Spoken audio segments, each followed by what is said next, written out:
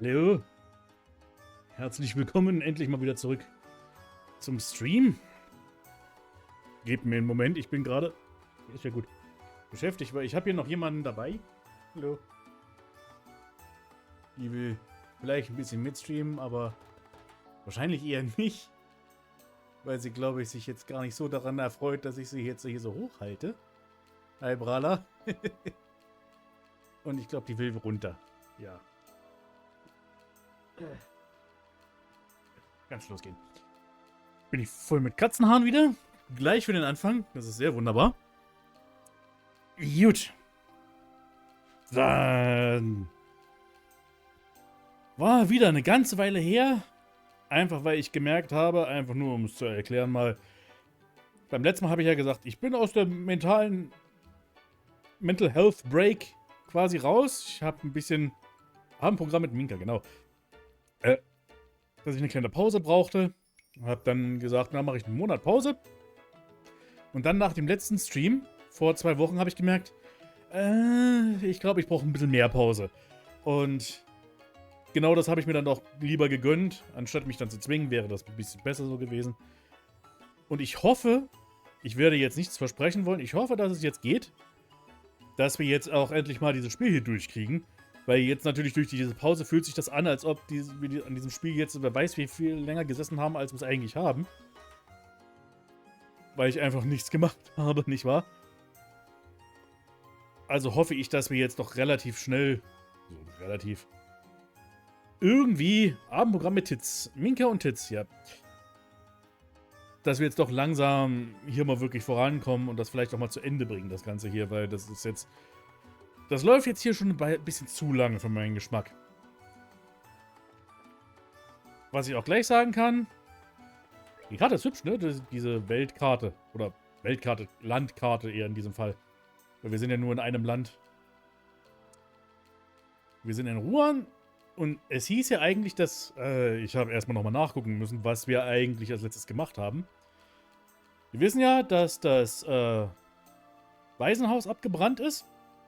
Und wir haben da weiter jetzt irgendwie untersucht, wer jetzt dahinter stecken könnte und so weiter. Wir wissen nicht, wer dahinter steckt.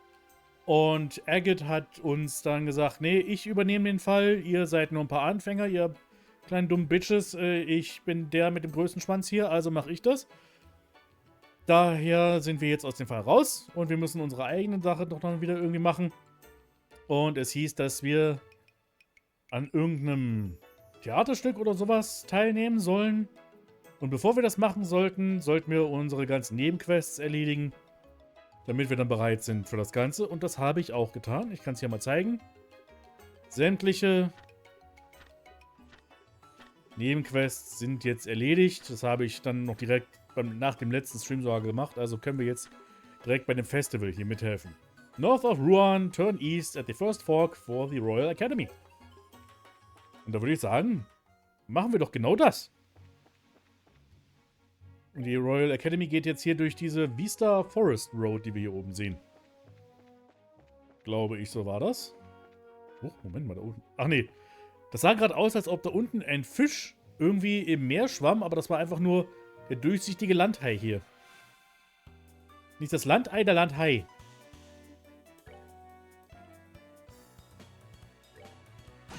Flupp. Ungewöhnlich jetzt auch mal eine Truppe zu haben mit irgendwie mehr als nur 2 Leuten hier. Das ist Wahnsinn.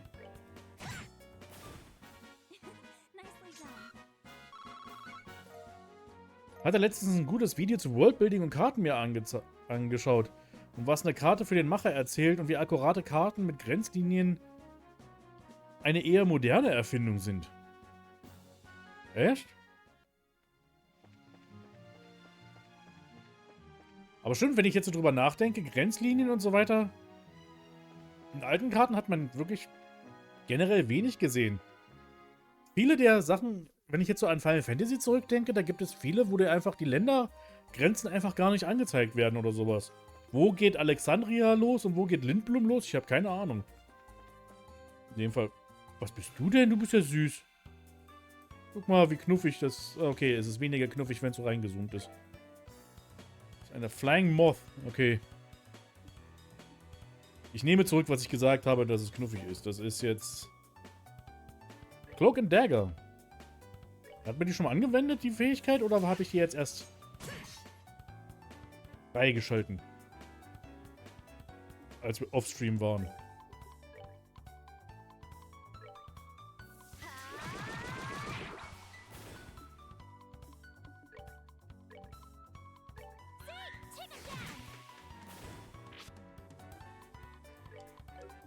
Wieder diese kleinen Moth-Flyers, ja, die man schwer erwischen kann.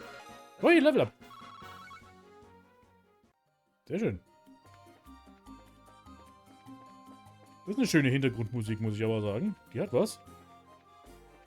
Ich muss ja leider doch irgendwie zugeben, dass der Soundtrack dieses Spiels jetzt nicht so der herausragendste ist aller Zeiten. Aber ein paar schöne kleine Tracks sind dabei.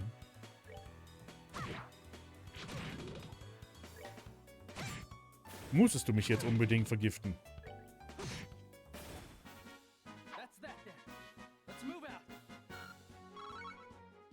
Ich habe seitdem den letzten Stream auch den Browser gewechselt. Weiß nicht, ob ich das mit dem Stream jetzt langsamer macht oder ob ich einfach wieder nur Glück mit dem Internet habe. Eigentlich sollte da bei dem... Sollte der Browser da nichts groß dran ändern.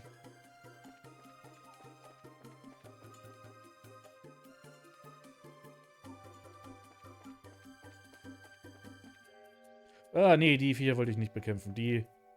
Da hatte ich große Probleme mit dem beim letzten Mal. Das lassen wir lieber. Okay.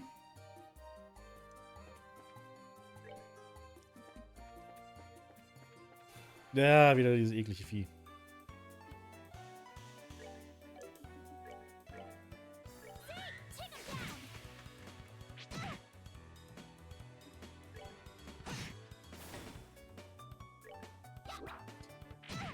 Oh. Komm, hau bitte drauf, richtig. Ja, genau so. Ich will jetzt nicht meine EP hier irgendwie verschwenden dafür. Dankeschön.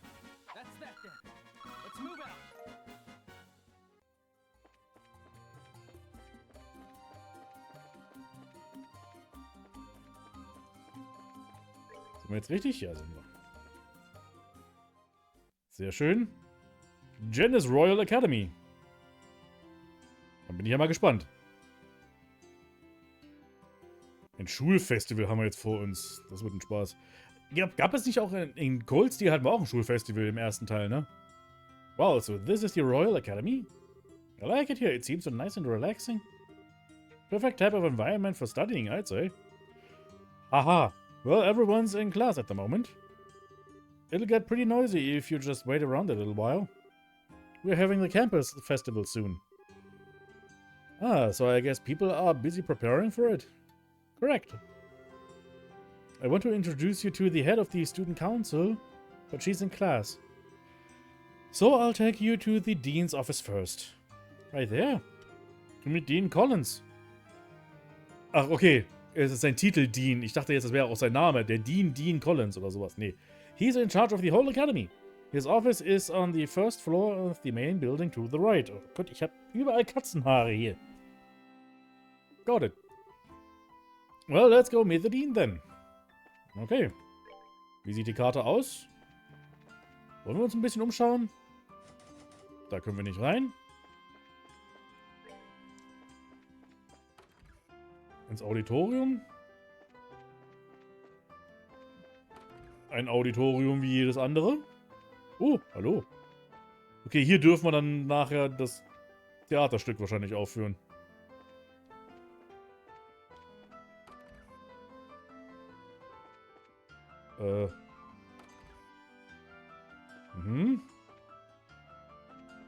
Humanities Classroom. Hier wird einem Menschlichkeit beigebracht anscheinend. Hallo. Fauna. Ja, euer Dialog ist mir jetzt nicht so wichtig. Dean's Office, da müssen wir hin. Ich will mich einfach noch mal kurz ein bisschen umschauen, wie es hier aussieht. Mr. Effort. Das machst du viel mit deinem Effort, wo du hier gerade rumsitzt. There are 3 major courses offered at the academy. All of them are important, but I'm personally in charge of physical education. Ah, deswegen Mr. Effort, okay. Aber auch ein bisschen wortwörtlich genommen, der Name. Kann mich mit solchen Rängen nicht aus. Ist der Dean mit dem Dekan zu vergleichen? Ich glaube fast ja. Ach du meine Güte, du siehst ja auch schon so Dean-mäßig aus. I'm back, Dean Collins. Oje, oje. Oh, hello, Chloe. And who might you be? It's nice to meet you, Dean. We are from the Bracer Guild. But you're so young, very impressive indeed. Are you by any chance here because of the fire at the orphanage?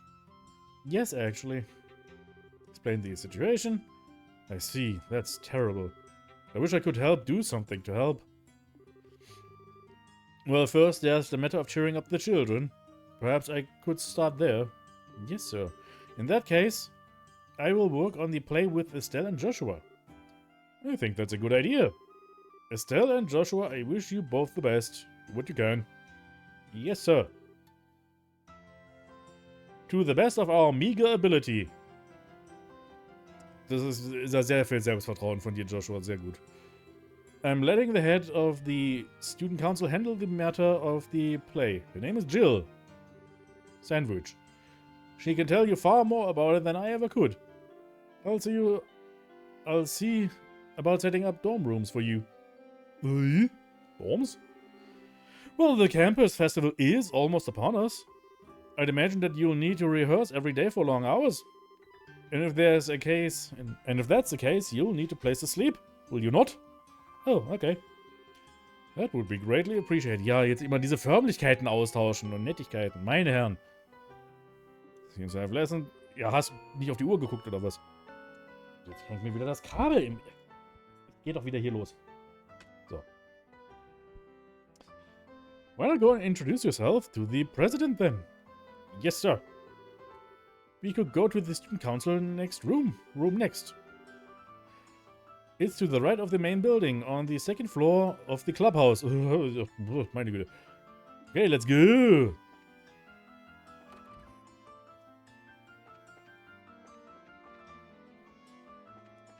Clubhouse. Was ist das Clubhouse? Okay, ist gleich noch um die Ecke. Okay, zweiter Versuch. Diesmal mit Chrome. Sollte hoffentlich flüssiger laufen. Firefox hat so sehr gehackt, aber bin auf Firefox umgesprungen, weil YouTube mich nicht mit den Ads in Ruhe lassen wollte. Das wird mit Firefox nicht besser, glaube ich. Jenny's Lunch. Learn Jenny's Lunch. Kann man noch was kaufen hier? Gemüsesandwich. Hey, warum nicht?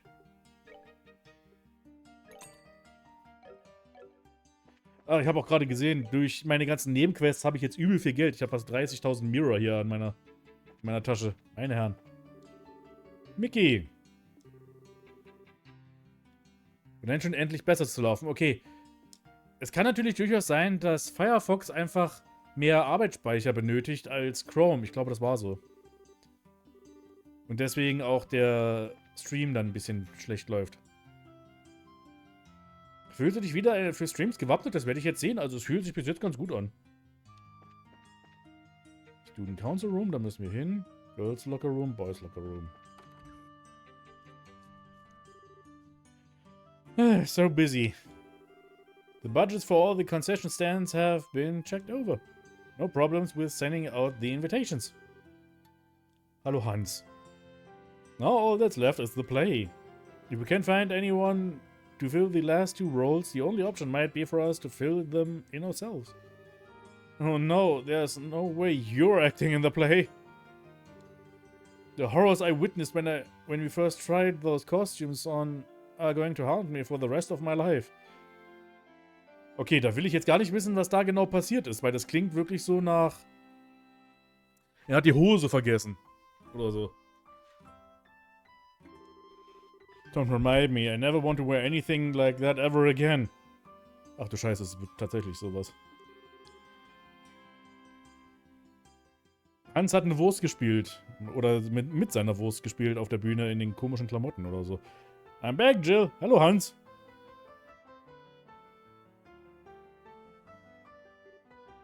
Chloe? I heard about the fire. It must have been awful. Were the matron and the kids alright? Yeah, they're fine for now. The orphanage was burned to the ground, though. I see. Well, try to keep your spirits up. Fretting won't do anyone any good. The best thing we can do is make the place something the kids can enjoy. Yes, Matron Theresa gave us the same advice. So, we'll give it our best. With your help, I am sure everything will turn out fine. To think I was stressing about it just a few minutes ago. Who are your friends? Nice to meet you. My name's Estelle.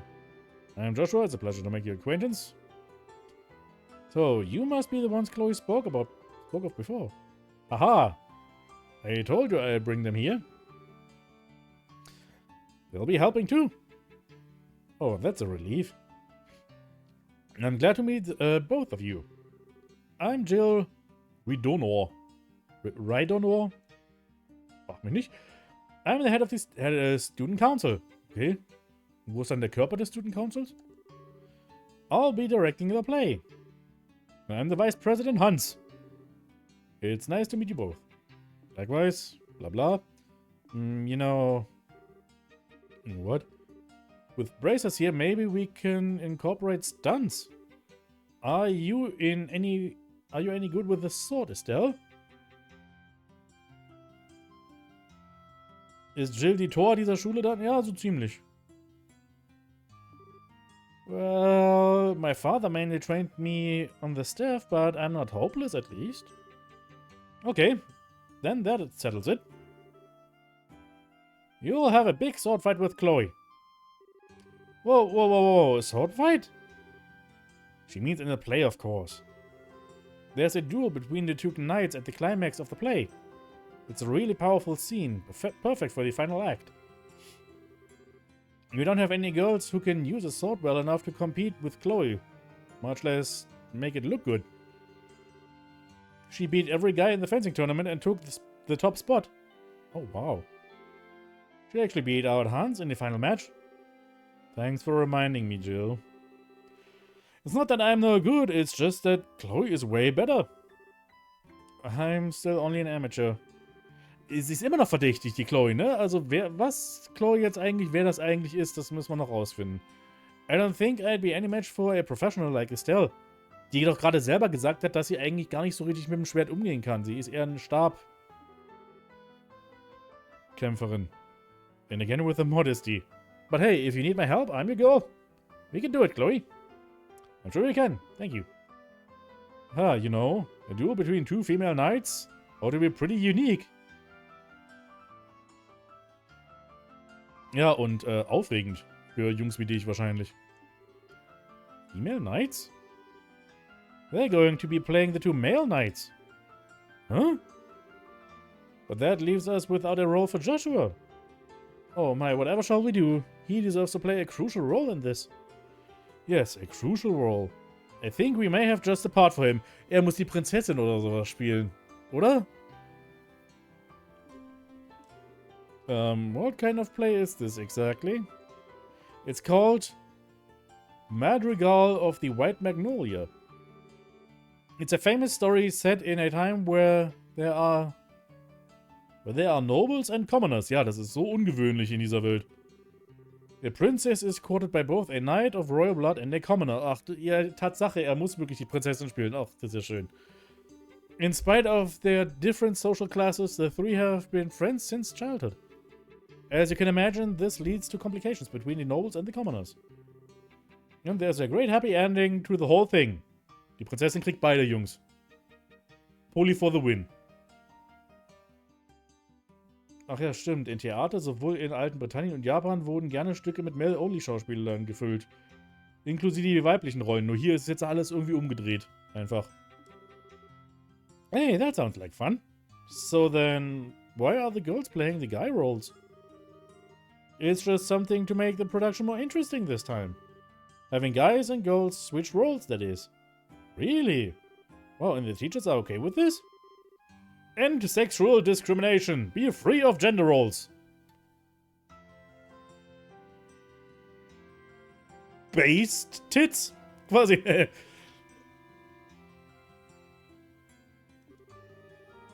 Put in that light, the teachers loved the idea.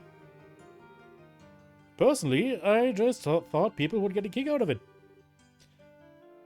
Jill, you're incorrigible. Incorrigible. Incorrigible. Also meine Güte. Yep, though she says she prefers the title Evil Genius. I am totally up for this, Sternchen. Hey, hold on a second. From what you're telling me then, the crucial role you need me to play is... Yep, you're really doing us a massive favor here. Thank you for introducing us to such nice people, Chloe. I'm sorry, Joshua. Da hat sich einer was ein bisschen... Hat sich da ein Final Fantasy VII Remake ein bisschen davon angelehnt. Was von abgeguckt. So, these are our costumes? Hey, du siehst doch schick aus da drin. I figured that if we were playing knights, we'd be all armored up. Well, armor and a helmet won't work so well if we want people to see you act. Das heißt dann auch mit der Gender-Swap-Idee, dass Hans wohl in Frage kam als Prinzessin. Und deswegen mit dem Kostüm, ja. That's why I decided to arrange things so you'd be dressed more like a royal guardsman. Oh, I got it. It's... Aus Versehen auf den Knopf gedrückt. I think it suits you also. Really? Say, why are we dressed in different colors? Because I'm playing an Azure Knight. The Azure Knight Oscar.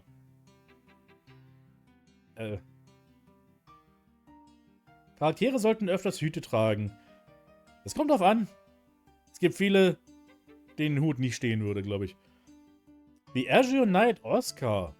Huh? Du hast auch gerade, glaube ich, denselben Gedanken gehabt wie ich.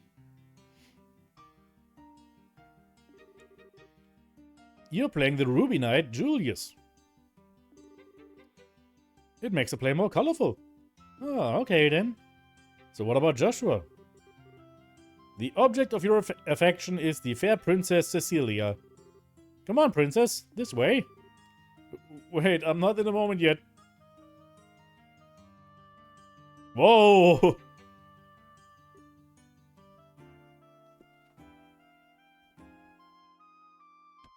Was? Hau da hin?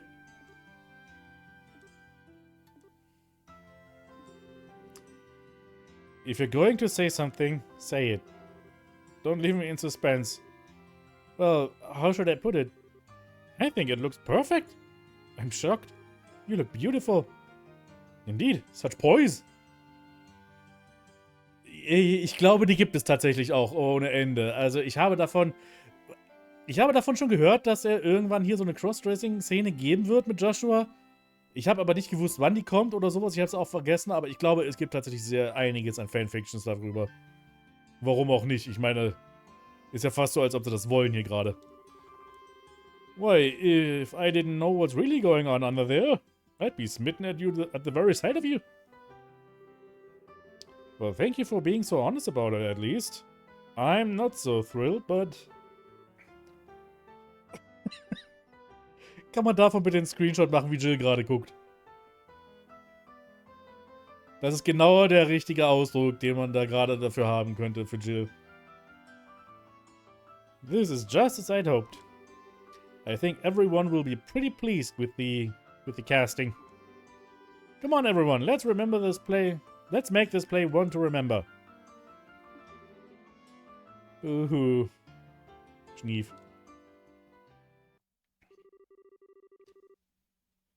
Afterwards, Estelle and Joshua each slept in their respective dormitories. Okay, Estelle, please use this bed. Thank you. But that means you and Jill are in the same room? You two must be close. Oh my. We have been ever since we first started here. And as roommates, we're pretty much inseparable. Roommates. By the way, I have a proposition for you. Okay, jetzt wird's... Wenn das jetzt hier ab 18 wird... What? Want to be an honorary best friend of mine? After all, we are going to be working together. You don't mind, do you? Of course not. Not superseding me, I hope. We're a best friend trio, right? Yeah, of course we are. My new best friends, Jill and Chloe. Wonderful. So viel Fanfiction-Material hier gerade, was abläuft. Looks like it's just us girls in here. This will be fun. Also bitte. Also bitte. Das ist doch nicht euer Ernst gerade. Wie kann man es denn noch deutlicher machen? No need to worry about boys prying eyes while we're here. Mädel! You make it sound so dirty. Ja, ich glaube, das ist exakt so, wie sie es gemeint hat. You're so innocent. Like a little lamb. Well, that's just mean. Just for that, I'm not baking you any sweets. Oh, well, pardon me. I apologize for offending you, Mademoiselle Chloe. Nope, try again. What's wrong, Estelle? What's with all the staring? It's no big deal. I've just gotten a little green monster on my shoulder. What do you mean? I have some friends back in Roland, but the most we ever did was have sleepovers. I think it must be nice to have someone close living under the same roof with you. What do you think, Chloe? I'm not sure. I don't really understand what would make you so jealous, Estelle. Huh? I concur. I almost want to ask where you get off saying something like that. Why would you say that? Oh, come on. You've got a traveling companion, don't you? A pretty nice looking one to boot. Wollte gerade sagen, Joshua ist da auch noch da. Why, you've also, I don't know, lived under the same room with. Are you talking about Joshua? Ich glaube, manchmal muss man Estelle auch ein bisschen mit ihrem eigenen Stock so mal auf den Kopf schlagen. Damit die dann mal ein paar Sachen kapiert. That's kind of a silly question. You've got a hot guy with you all the time and you're jealous of us living in an all-girl household? Noch mehr Fanfiction-Material? Yep. I'm playing a tiny violin for you. Like, minuscule in size. Shows what you know. Joshua is more like a big brother to me. Us living together is more like a family thing. Oh, a family thing, she says. Jetzt wird's uncomfortable hier. Jetzt wird's ungemütlich. Jetzt, I wonder if Joshua feels the same way. Ja, würde sie tatsächlich. Bäh? Und jetzt, ja. I bet that's not what a guy his age would think. It's gotta be tough for him to always be around a pretty girl like you. Enough, Jill. I'm so sorry, Estelle. Jill has a bad habit of picking on people. If you're gonna start talking about bad habits... Is there something you'd like to say? Nope, I'm good. Come on, don't mess with me like that. And really, Joshua? I mean, come on, no way. Ach du meine Güte, dann muss ich gleich mal hier kurz wie ihr Gesichtsausdruck gerade aussieht. Das ist ein ziemlich eindeutiger Gesichtsausdruck, den sie da gerade macht. Ja, Moment. Da bin ich wieder. Someone's in denial. Jill! Oops, I just remembered I have to give my daily report to the teacher before bed. So good night, ladies. Sleep well. Horny Schulmädchen hier, meine Güte. Moment, so. I swear. Alright, Estelle. If you'd like, I can lend you some of my pajamas. Estelle? Oh, what? Oh, right, pajamas. Sure, that sounds great. With that, Estelle and Joshua's unlikely life at the Royal Academy had begun. Es ist wirklich ein kleines Abenteuerchen, was wir hier wirklich hinter uns haben schon, ne?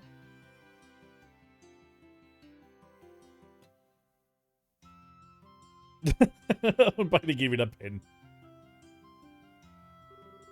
In the morning they would wake up and go to school, just like the other students.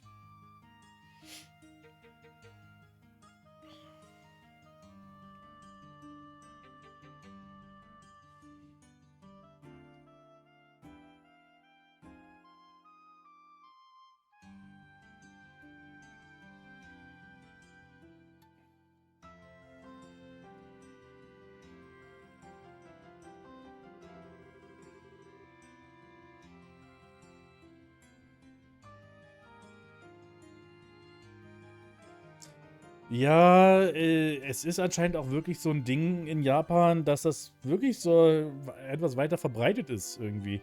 Ich glaube, das liegt doch einfach daran, weil irgendwie die Ansicht von Adoption in Japan irgendwie eine andere ist. Dass man eigentlich gar nicht so wirklich, wenn jetzt jemand in die Familie adoptiert wird, dass das nicht so, dass es irgendwie eine andere Bedeutung hat in Japan, als das jetzt hier im Westen irgendwie wäre. All throughout the morning they attended lessons and with the other students.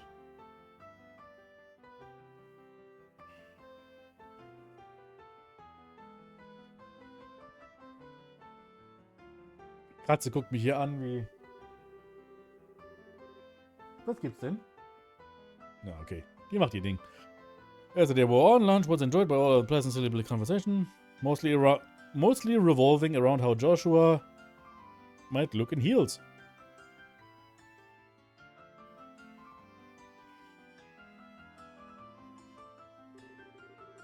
School was followed by rigorous rehearsals that lasted late into the night. Everyone was having such fun that time seemed to fly by. Und jetzt gibt's noch eine Katastrophe? Verbrennt die Schule jetzt zugrunde? Naja, Familien adoptieren weniger jemanden, um ein Kind zu haben, sondern adoptieren eher den Ehemann der Tochter als neuen Erben für die Familie. Deswegen hat Japan Kritik von der UN erhalten, wie es mit Adoption und Waisenkindern umgeht. Ja, so ungefähr, das habe ich auch gehört. Und das wird wahrscheinlich auch so rein kulturell auch jetzt hier in das hier rein wirken. Einfach, dass eben dadurch, dass Joshua eben in die Familie adoptiert wurde, das ist halt das, was du gerade beschrieben hast, so eher die Ansicht des Ganzen hier des Spiels ist. Es ist halt jetzt für unsere Kultur einfach sehr komisch und ein bisschen aber in Japan sieht da keiner, glaube ich, ein Problem mit. Das muss man natürlich auch anerkennen, dass es halt auch teilweise ein bisschen anders aussieht dort. Also andere Kulturen, andere Sitten und so weiter. Ne? Also das ist dann so, ob man das jetzt irgendwie anders moralisch vertreten will oder sowas, ist dann eine andere Geschichte. Aber man muss auch erstmal anerkennen, dass halt die Geschichte und Kultur von Japan eine andere ist als bei uns. Ne? Das ist halt in jedem Land so. My friend, I fear that this was inevitable. Perhaps fate always intended for us to meet in so base a fashion. Speak that we may both be unburdened. Außerdem das klassische Beispiel Japans mit Izanami und Izanagi, die sowohl Geschwister als auch ein Paar mit Kindern waren. Aber das war in der Vergangenheit ja in fast jeder Mythologie so. Ich meine, guck dir mal Zeus an, mit wem der alles... Ja. If nothing else for our beloved princess. We could cleave a path through fate with our own hands. But at this moment my words and her smile seem lost. Has fear clutched your heart, Oscar? But what is this passion that pierces me to the quick? Though I have no wish to fight you again, it would seem that I am left with little choice. Before this storm, by the name of revolution, should claim us both. Take up your sword, and we shall let fate decide. Sie hat doch ihr Sword schon abgetaked. Yes, and may the goddess above see our spirits as they truly are. Come then, let it be done. Indeed. Phew. Woohoo! I finally got through the scene with no mistakes. And a convincing performance it was. I've got nothing on you, though. I don't think you flubbed a single line. Well, I've been familiar with this script for a long time. I think I learned it at about the same rate you're going. I really appreciate you taking the trouble to rehearse. It's no big deal. You've kind of been my guide through it all. I think you would make a great bracer, personally. Ah, you flatter me.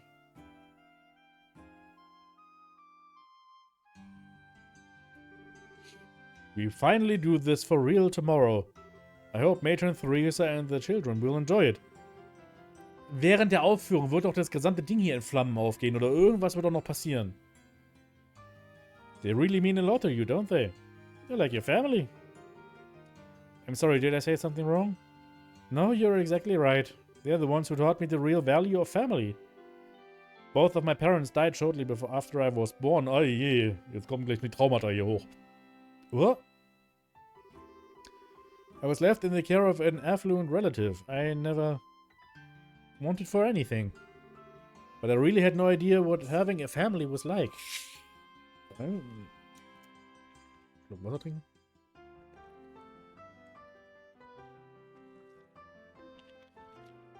Ja, das ist im Prinzip so dieses Äquivalent von einem Turnier in einem Shonen-Manga. Auf jeden Fall. Da wird nichts passieren. Alles wird glatt gehen. Es würde mich ja echt mal freuen, wenn das mal passieren würde in irgendeinem Shonen-Manga. Wo einfach ein Turnier abläuft und es läuft einfach mal glatt. Da kann immer noch Story laufen dabei, aber es kann immer noch irgendwie einfach mal ganz normal verlaufen. Wäre mal schön zu sehen, sowas. It was 10 years ago that I met the matron. 10 years ago. Was that during the 100 Days War? Yes, that was when I came to Ruan. Ah, ich glaube, sie hat ihre Eltern auch in dem 100 Days War verloren, oder? Everyone I knew had scattered trying to escape the Imperial forces. Matron Theresa and her husband Joseph took me in and cared for me. Wow. After the war ended, we waited several months for the word to come of my relatives. She and Joseph were so kind to me. That was when I first understood what it must be like to have a mother and a father. Das Turnier in My Hero Academia lief reibungslos ab. Stimmt, ja, das habe ich ganz vergessen. Und das war eines der besten Turnier-Arcs in Shonen Manga eigentlich, um ehrlich zu sein. And how it must be to have a family to be with. I'm sorry. I've been rambling. You must be bored to tears. No, not at all. Let's really show everyone tomorrow how it's done. Right. I was worried before, but I'm really excited now. Jill and Hans sure have worked hard on this, haven't they? Yes, indeed. But I think Joshua has really been the biggest help. I never expected him to be such a good actor. Yeah. He acted all uninterested, but he sure plays the role of the spoiled prince as well. Ironischerweise hatte Hirokoshi Kishimoto über Ratschläge nachgefragt. Dabei Kishimoto der Turnier-Arc berüchtigterweise ja unterbrochen wurde.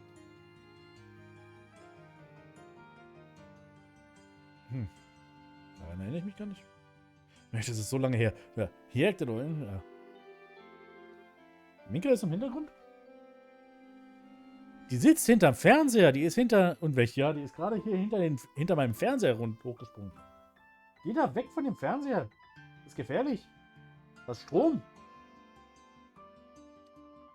Guckt mich ganz bedeppert an. So, was will denn der von mir? Geh da weg. Moment.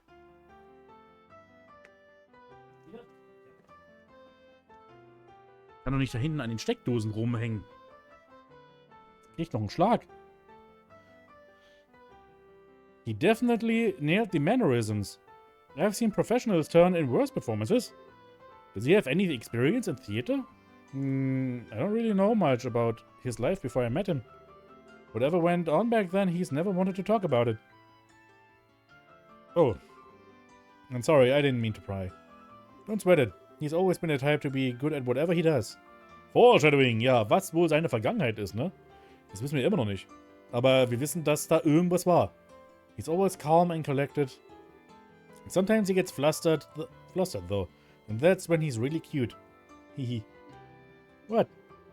Perhaps our roles should have been reversed. Huh? Julius and Oscar... Somehow I think you would have preferred to play Oscar. How come? Well, maybe, I mean, Julius is the son of a noble and I sure don't know anything about that. That's not what I mean. It's more about, you know, the ending. Ah, okay, wir wissen schon mal, mit wem sie zusammenkommen. Joshua insgeheim eine Amöbe, die in Hamilton mitgemacht hat. Die Hintergrundamöbe bei Hamilton. Oh, you mean how Oscar gets... Right. Well, it's just Joshua. Hey, do you mean... You wouldn't like kissing Joshua? Don't be ridiculous. Still, it does seem rather risque. Come on, you're starting to sound like Jill. And besides, Joshua just sees me like a little sister. Does he?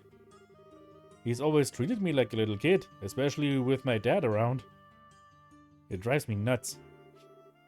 Anyway, there's absolutely nothing like that going on. Absolut nicht, nein, gar nicht. Okay. Ah, here you are. Joshua? Hans? Rehearsal's over and you're still practicing? That's some dedication you two have. Ready for the big duel scene? Just leave it to us. It'll be flawless. Really? I look forward to seeing it. Der Bechteltest wäre stolz auf die beiden. Wer ist das? Weil die beiden haben gerade jetzt nur über Joshua geredet fast. Ein bisschen vorher schon nicht. Aber ich meine, der Bechteltest ist sowieso nutzlos. Anyway, what are you two doing here? Were you looking for us? Yeah, today is the last day that you two will be staying with us in the dorms, right? I was thinking we could have a big dinner to pump ourselves up. Maybe? War ja auch ironisch gewesen. Ach so, okay. Yeah, let's do it. I think it sounds like a great idea. By the way, wasn't Jill with you? She was called away by the dean some time ago. I'll go check on her. I'll come with you. You guys can go on ahead to the cafeteria. Okay. Let's go to the cafeteria. Yeah. Looks like they really hit it off. Sometimes it worries me that he doesn't really let people get close. What? Oh, it's nothing. Okay, then let's go get changed. Ja, das ist ja wirklich jetzt so dieser Moment von wegen, ja, okay, Estelle und Joshua sind sich doch näher, als sie beide wahrscheinlich zugeben wollen oder irgendwie so. It'd be kind of embarrassing to walk around like this. I have to agree. Yeah, to do it. Want to go meet up with Jill? Alright, let's go to the dean's office. Let's go! Sah schick aus mit ihr, ne? Stimmt.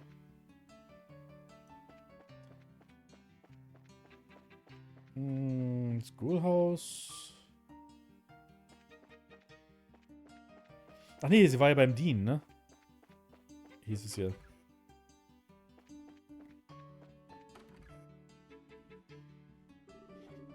Hey, that's a great idea. That's our Dean. Always level-headed. Yeah. And then I assume I can entrust the list to you? Yes, sir. I'll take care of it. Excuse us. Oh, we're sorry. Are we interrupting? No. We were just finishing up. Actually... Well, actually... Dean, don't say anything. You'll spoil the fun tomorrow. Oh, what? You're acting all suspicious. So, what are you plotting this time, Jill? Hehe. You'll have to wait until tomorrow to find out. Anyway, what's up? Do you need me for anything? Yes, actually. Oh, that sounds fine. I'm just hoping and praying that the festival is a big success. Let's give it all we've got. Barring any major complications, I think tomorrow will be just fine. Foreshadowing. Das wird aber richtig beschrien gerade. Ah, wenn nichts dazwischen kommt, dann wird es toll morgen. Come on, Jill, let's go to the cafeteria. Okay.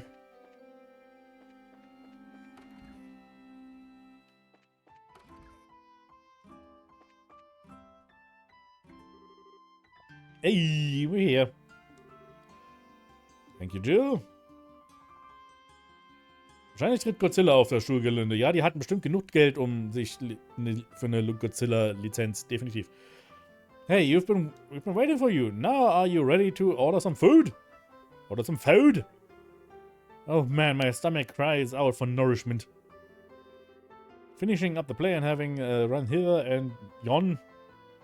To run hither and yon? Like a madman really works up an appetite. But that all ends after today, right? You're right. I've got to get motivated. Got the new job to deal with and all. Huh? Wait, what new job? Well, I'll tell you about it later. Let's go out there and stir things up. You're going to make this festival a huge success. I'll be counting on you, Estelle. You too, Joshua. I'm all over it. We'll do our absolute best. Oder so mittel halt, ne? That evening everyone spent a rather busy hour in the cafeteria. At the end they all raised a toast with soft drinks to the success of the play. Afterwards they returned to the dorm and went to bed early in order to be prepared for the busy day ahead. And on the day of the festival, alles explodiert. Ach nee, erstmal Musik. The stage is set perfectly. The lights are just right. Oh, looks like we're ready to unleash our masterpiece. We'll be opening soon. We've got a bit before everything starts, though. Go have some fun in the meantime. I'm gonna stuff my face with something from every fruit stand out there. Das solltest du nicht machen, wenn du später noch auf der Bühne stehen musst. Looking around is fine, but if you eat too much, you'll be too full to move in the play. Danke, dass du sagst, Joshua. Yeah, I probably shouldn't overdo it. They had a toast with soft drinks. Sicher zu gehen, kein Alkohol in Verbindung zu haben. Ja, natürlich, die sind ja auch alle noch minderjährig, ne? Hey, aren't you guys gonna come with us? Can't. We've still got student council business to deal with. You'll be fine. Go have some fun. What? What student council business? And didn't you say the same thing yesterday? Is there something I can do to help? We're fine, I promise. All you need to do is show Estelle and Joshua around. Aren't the pipsqueaks gonna be showing up soon? Oh, right, sorry. We'll have time enough to go and enjoy the festival. Oh yeah, and Joshua? If you see any hot girls out there, I expect you to beeline it right back here and tell me. Got it? I wouldn't want any of them missing out on the pleasure of my company. Der Name ist Hans. Übertreib's nicht. Yeah, I got it. Tall, gorgeous, sensual, charming. Did I miss anything? My friend? I couldn't have said it better myself. Man. Ja, als ob du besser wärst. Also mal bitte.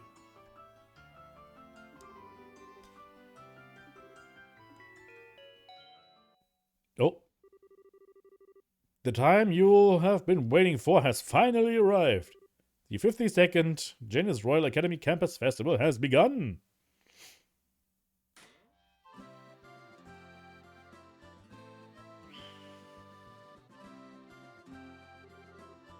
Holy tons of people. Well, this is the famed Janus Royal Academy after all. So it's definitely not your average school festival. Well, we are expecting a lot more visitors this year than usual. Alright, it's finally here. Come on, Hans, let's go! Alright. We'll be in the student council office, so come see us if you need us. Sure thing, best of luck, you two. Breaking news, Arabonia is in civil war right now and we expect Panzersoldaten any minute to march in here now. Das wäre es natürlich, aber ich glaube, das spielt 2 Jahre? Ich glaube, es sind 2 Jahre vor Trails of Cold Steel. Also da gab es noch keinen zivilen Krieg oder so, keinen Bürgerkrieg. Und Panzersoldaten existieren auch noch gar nicht. Shall we go and look around? Works for me. Okay, was haben wir denn hier? Hallo? Oh, Eis!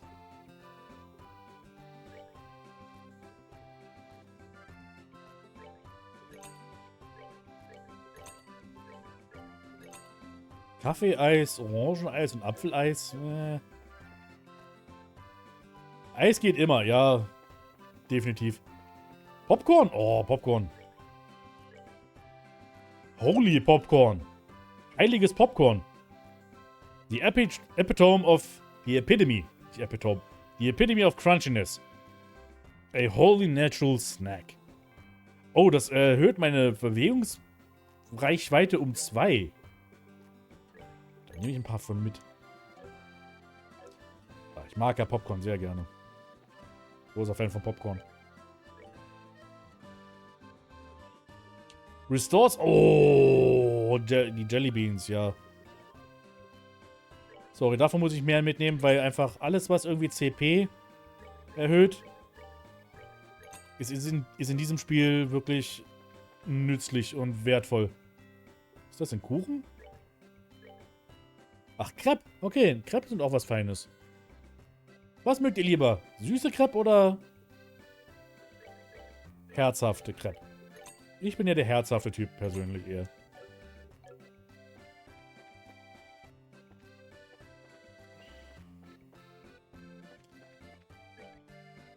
Okay, Gibt es jetzt hier, was wir erledigen, was wir hier tun können? I've heard all the rumors, sure, but I love the atmosphere here. Okay. Und du? Ja, ich kann jetzt hier mal Big Sister. Immer schön Zucker in die Venen. Ach du meine Güte. Okay. Weiß ich Bescheid. Hab selbst jetzt Bonbons parat. Bei mir ist es so, Süßigkeiten ist meistens eher nur Schokolade. Vieles andere an Süßigkeiten esse ich gar nicht so wirklich. Bei mir muss es wirklich einfach mehr eben einfach herzhaft und so sein. Pack Wurst und Käse drauf, da bin ich fröhlich drüber. A pretty building, okay.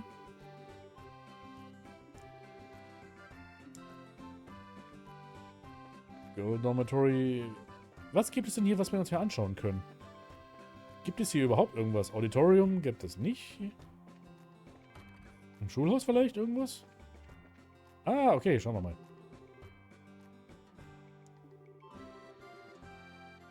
The building to the north used to be the main school building, okay. Was gibt's denn hier? Mr. Ratio. The lead roles will be played by students. Will they not? Okay, was habt ihr denn hier? Welcome to the Fontana Tea House. Oh, gibt es hier Tee? Nee, die braucht. Okay, ich nehme zumindest mindestens von jedem eins mit. Weil wenn man die ja einsetzt, dann lernt man zumindest das Rezept für die Dinger. Und das ist, denke ich mal, doch nützlich. Wo bist denn du? Mayor Mabel! Ach, tatsächlich, da ist er doch, ja. Ich dachte doch gerade, die sah doch so bekannt auf mir aus gerade. Oh, well, if it isn't Estelle and Joshua. Ob es ein Maid-Café gibt oder ob das noch zu früh ist, um Trope für Schulfestivals zu sein. Ich meine, im Prinzip ist es das, was wir gerade hier haben fast, oder? What are you doing here? No, to tell you the truth, I actually graduated from here. I always make a point of going to the campus festival each year. Oh, okay, that's cool. But enough of me, how have you two been doing? Are you here on guild business? Well, actually... Oh, so you're helping with the play? I've always found them to be slightly tiresome. But if you're going to be on stage, I certainly don't want to miss it. I really rather not have anyone I know in the audience for this, Armor Joshua. Long time no see, you two. You look as energetic as ever.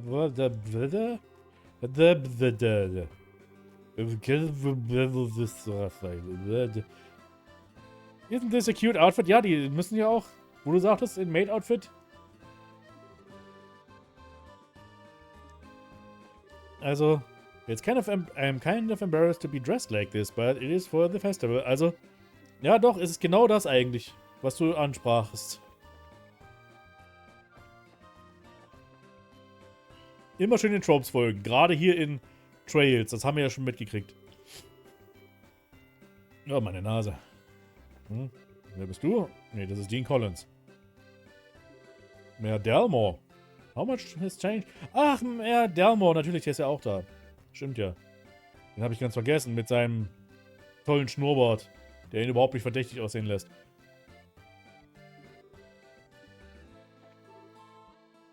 Hey, Kana. Good afternoon. Ach ja, Kana, die ist auch da. Okay. Hi, guys. Jean told me what's going on. So you're just helping out wherever you need it? Well, more or less. Are you working as security or something? Ich hätte ja gerne die in meiner Truppe dabei irgendwie. Die Kana? Basically, the alumni here tend to be Liberalian celebrities from all walks of life. Every year they are all invited back. Thus, the need for heightened security. Speaking of which, Mayor Mabel told us she graduated from here also. Well, just leave security up to me and you two can focus on helping out with the festival. Fauna. Gibt es ja auch einen Charakter namens Flora dann dementsprechend. Okay, hier können wir nicht hin. Was gibt's hier oben? Is it just me or are there more people here than usual? Also anscheinend ist das Festival wirklich ein bisschen voll gefüllter als sonst. The Natural Science and Social Studies classes are up here. Neat. Okay, also hier ist wirklich einfach Natural Science Classroom. Was gibt's hier? Oh, hier, guck mal. Die tolle Wissenschaft von Türen. In the end, we weren't able to finish setting up the displays yesterday. Somehow, though, it was all done when we came back in the morning. We were still in the middle of working when it was time to go home. What are my mom and kid sister doing here? I told them not to come. I said I'd be busy. Huh? Have you seen the size of the crowd? I wonder if they're all on vacation.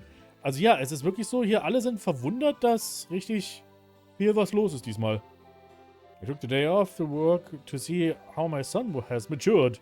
The letter seems to be quite pleased as well. Achso, das ist... Ich dachte, das wäre der Vater, aber nein, das ist ja die Mutter. I wanna play. Orbital compatibility tester. Now working. No more electric shocks, we promise.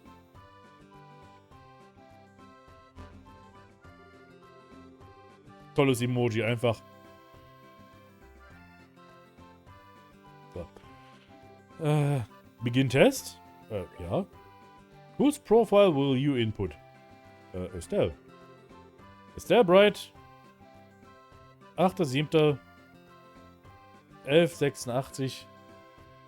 Septian Calendar. Please input next profile. Joshua. Born. Ja, okay. Beginning Analysis. Oh, alles klar. Ah, ich verstehe schon. These two are very active individuals. Today is the ideal day to take on new challenges or foes together. All it will take is for each to suppress the impulse to force an opinion onto the other. If these two learn to respect each other's point of view, they will both grow more mature from the experience. Most importantly, they must each learn to consider the other's feelings. Continue Analysis. Okay. Hier gibt es wahrscheinlich auch noch einiges in Vorstellungen, oder? Wenn wir jetzt mal Scheherazade und Olivier zusammennehmen.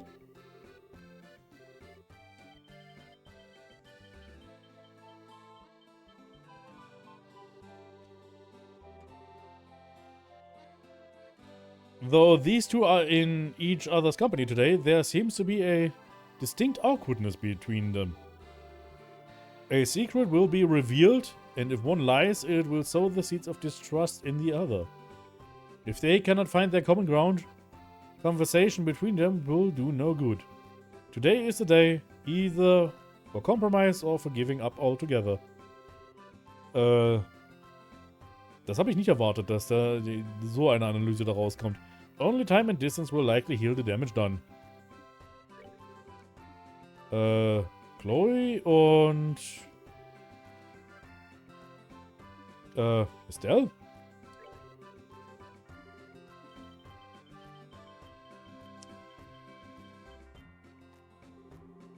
Today will be an especially active day for both individuals. Your actions will cause your life to be firmly enmeshed with another's. Because of lively conversations, when the two of you can be alone, the fire in your hearts may be kindled. Before you can be overwhelmed, take action.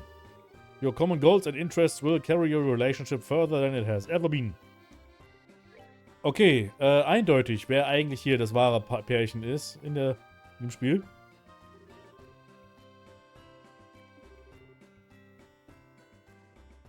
Yep, definitiv. Rain and I don't share any classes or clubs, but we still room together at the dorm. Das ist schön für dich.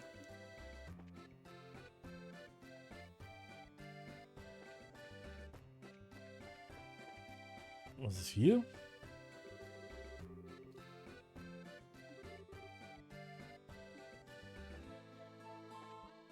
Fisch.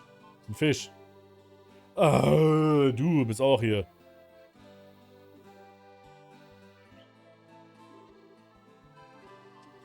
Ich will nicht mit dir reden, Entschuldigung.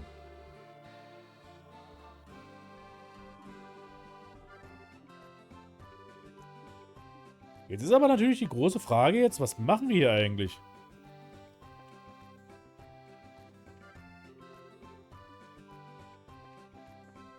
Was müssen wir jetzt hier eigentlich tun, um weiter im Spiel zu kommen?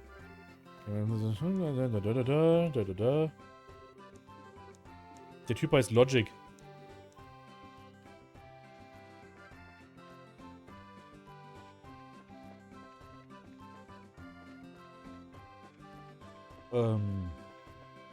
Okay.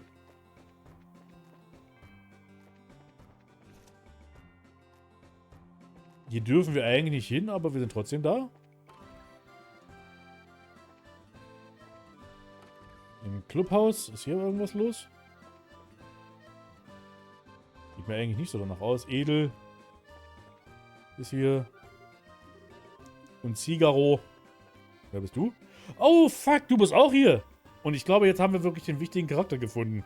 Allein dadurch, weil jetzt eine Kamerafahrt kam. Huh? Professor Alba, is that you? Well, Estelle and Joshua. This is a pleasant surprise. I trust you're doing well. Were you invited here for the festival? Sadly, no. I'm here on other business. I've come to investigate a new discovery within the Saphir Tower. Ach, hier gibt es ja auch einen Turm. Den haben wir noch gar nicht gesehen, glaube ich. Oder sind wir an dem vorbeigelaufen?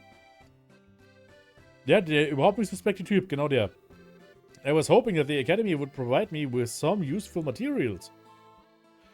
Well, you're really dedicated. Well, I have to be. Research hasn't made me wealthy, so I'm fueled by pure enthusiasm.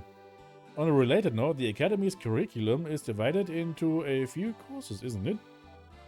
Wir sind am Turm vorbeigelaufen, ohne was etwas passiert ist. Genau, so war das, ja. Will there be any exhibitions? Yes, although of the 3 courses available, to study here only the social studies class will have an exhibition. The students are displaying the results of an independent research project. I see, I recall my own days as a student. So where is this research publication made? Oh, okay, this must be your first time at the academy, right? Let's see, how to explain. Indeed, the campus is fairly littered with buildings. If you'd like, we can just take you there. That would be helpful, but I'd hate to spoil your fun here. Oh, it's fine. We're not doing anything major right now. I see. Well, in that case, I will greatly appreciate you showing me to the exhibition hall. Whenever you have time. I'll be waiting for you right here in the cafeteria. Okay, dann wissen wir ja, wie die Story dann weitergeht. Aber ich glaube, wir haben jetzt eigentlich schon alles so von Relevanz hier gesehen, oder? Kann das sein? Wo bist denn du? Mickey. Ach, du bist Mickey. Okay. Ja, ihr redet alle zu viel. Ihr redet alle viel zu viel. Ich bin jetzt wirklich langsam so in der Phase angekommen. Hört auf zu labern und lasst mich einfach das Spiel weitermachen. Die sind am Arbeiten immer noch. Ja, okay. Machen wir die Story weiter. Take the professor to the studies thingambobbins. Well, you certainly pulled out all the stops, haven't you? So many areas of interest, from history to economics. Thank you so much. This looks like smashing fun. Nee, Smash Brothers ist im nächsten Raum, glaube ich. It was my pleasure to help, sir. Social studies is my major, so I hope you enjoy looking around. I've never been any good at this whole academics thing. One of these days, you're really going to have to get over that. Being a bracer requires knowledge in many different areas of study. Gulp. Well, I'm itching to start looking around, so if you'll excuse me. Thank you again for showing me the way here. Blub, blub, blub, blub. Okay, Story-Sequenz. Was für ein Setpiece. Was machen wir jetzt?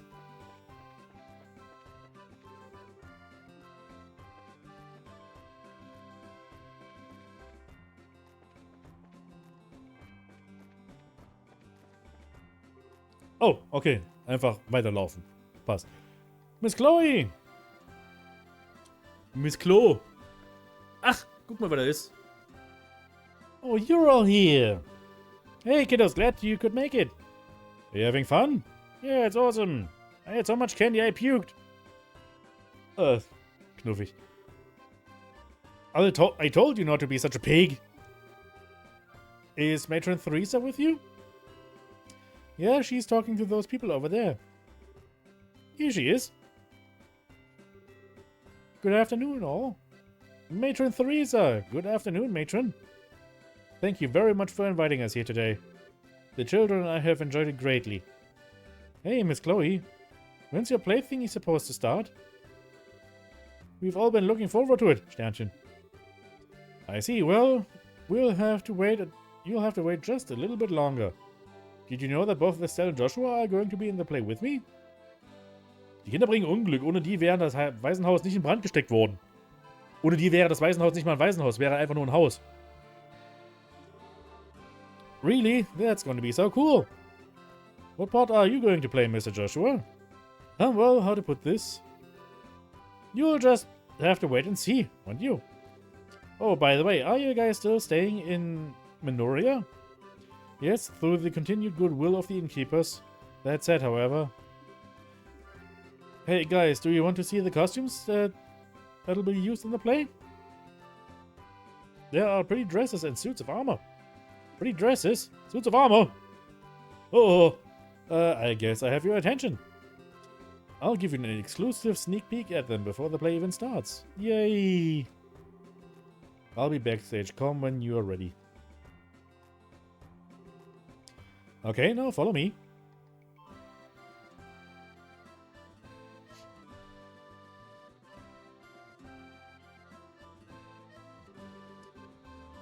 Joshua is such a thoughtful boy.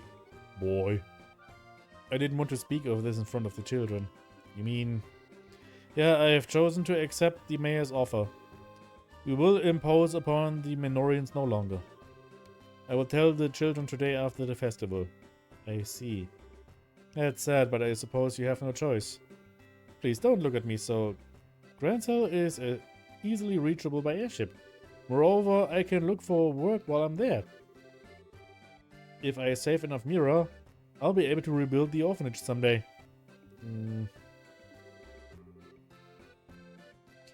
Now then, let us find the children, shall we? I would imagine that they're a bit much for Joshua to handle on his own. Wow, this is so cool. I wonder if I could wear it. Not with how short you are. I wish I could try on a white dress. Well, you look like you're having fun. Huh? Where'd Joshua go? Mr. Joshua? He left after he brought us here. He said wait here until the girls arrive. Something wrong? Eyes, nose. Mr. Joshua went looking for the guy with silver hair. The what? Silver hair? Yeah. He helped us get out of the fire before. His hair is all shiny and pretty. What? So he's been seen on campus? Uh-huh, just for a second though. Oh, okay. Mr. Joshua was sure surprised. Holly, you dummy. Why didn't you come and tell any of us? Because I was eating crap. I was eating crap. Yep. Estelle? I know. I'll be right back, matron. Yeah, that's fine. Chloe, would you please go with her? Don't worry about us, we'll be fine. You'll leave, matron. Hey, you're going too? Yes, I'm sorry. We'll see you at the play. Yeah, it's gonna knock your socks off. Anyway, let's go find Joshua. I don't know who that guy with silver hair is, but even without meeting him, he totally creeps me out. Just a moment, please. Sieg! Tore! Wie hübsch animiert ist aber auch. Scree! I need to ask you something. Did you see where Joshua went? Scree! Das ist genauso seine Stimme. So stelle ich mir Siegs Stimme vor. Scree! I don't think I'll ever get tired of that. Wait, is he headed to the old school building down the back road? Yes, shall we? Huh?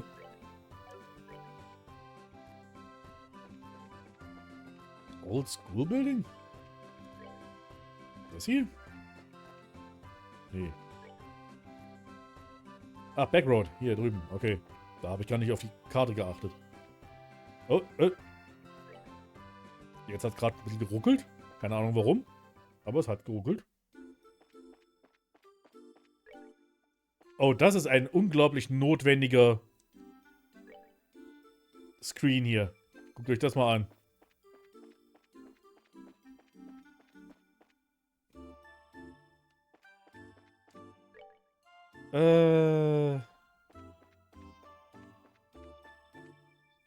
Wow. Hoffentlich müssen wir jetzt nicht da reingehen und es gibt dann 5 verschiedene Stockwerke, die wir alle abklappern müssen jeden Tag. Ja, war auch mein Gedanke gerade. Wehe.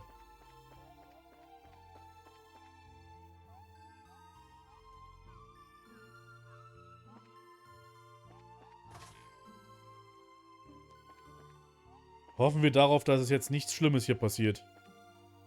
Und mit schlimm meine ich jetzt irgendwie einen ewig langen Dungeon, den wir mehrere Mal machen müssen. Oh, hier ist eine Kiste.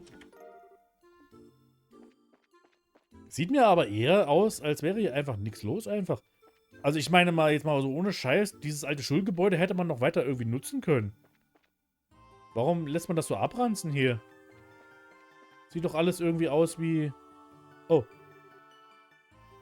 Jetzt bin ich aus Versehen genau in die richtige Richtung gelaufen. Strange, I could have sworn, but it couldn't be. Joshua! Hey, you two. You need to stop making us worry about you. I almost had a heart attack when I heard you went chasing after some guy with silver hair. Er ist ein Sephiroth-Fanboy. How did you know? Polly told us. I guess she saw you. Ah, she's a pretty sharp-eyed kid. I did follow a man watching that description out this way. But I guess I lost him. Oh my. He must have been pretty talented if he managed to give you a slip. Any idea who he was? I'm afraid not. I don't think it was our arsonist, though. I held him as long as I could. I see. By the way, why'd you run off by yourself? My thoughts exactly. You could have at least left us a message. I'm sorry, I didn't mean to worry you. Who said I was worried? Ja, genau, mit dem Gesichtsausdruck natürlich. Was hätte sich da für Sorgen gemacht, ne? I was just pointing out the importance of teamwork. You're a terrible liar. Not 5 minutes ago, you were in total panic. I was not. And hey, you were pretty concerned yourself. Thank you, both of you. Your attention, please. All play personnel, please report to the auditorium right away. Wie konnten die das jetzt von dieser Entfernung aus hören? Once again, all personnel, yeah. Oh yeah, it's almost time, isn't it? Yes, we should get into costume. The play will soon start. Okay, alright then, let's do this.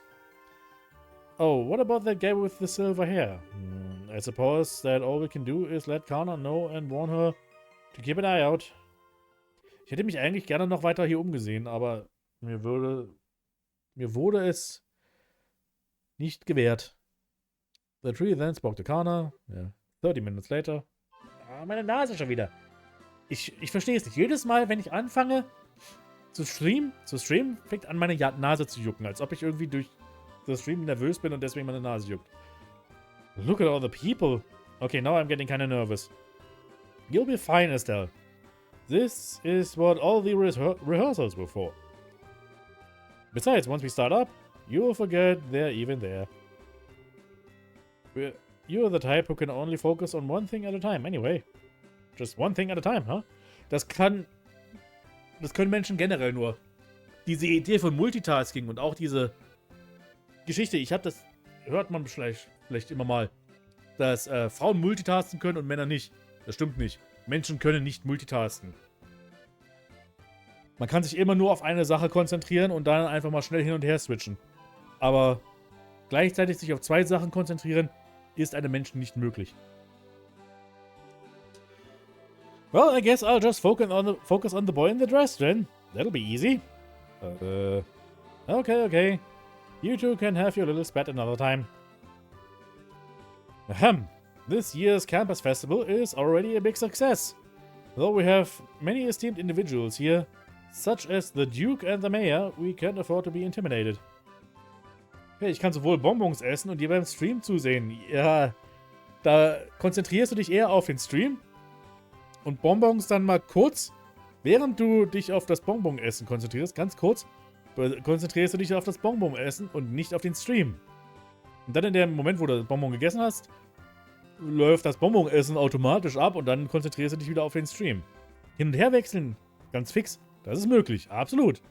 Aber was man meint mit Multitasking ist wirklich, sich gleichzeitig, absolut gleichzeitig auf zwei Sachen gleichzeitig zu konzentrieren. Und das können Menschen nicht. Computer können das. Mein Computer kann hier ein Videospiel abspielen und gleichzeitig ein Programm machen, wo gestreamt wird. Und dann auch noch gleichzeitig Discord laufen lassen. Und dann auch noch gleichzeitig einen Browser laufen lassen. Das können Menschen so nicht.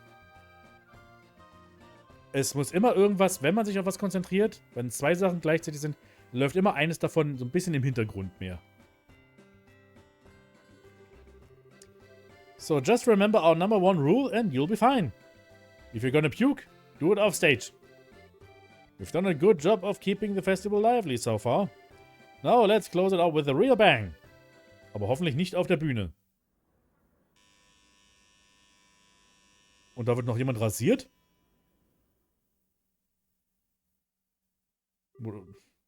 Without further ado, the Student Council proudly presents Madrigal of the White Magnolia. Enjoy the show. Ich hoffe jetzt aber doch nicht, dass ich jetzt hier selber spielen muss und mir die... Weil das ist jetzt nicht so wie die Opernszene in Final Fantasy VI, wo man sich die Textzeilen merken muss, weil ich habe keine Ahnung, was die Textzeilen sind. In year 1100 of the Septian calendar, 100 years ago. Ich will das erstmal nachschauen, bevor ich jetzt hier irgendwelchen Scheiß noch baue. Ich habe eine Fanseite gefunden von Trails in the Sky zumindest. Die ist sehr schön aufgebaut alles.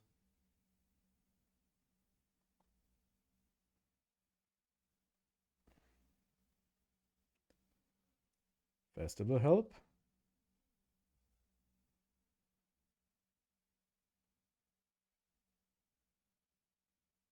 Oh, es gab noch Nebenquests, die man hier hätte machen können.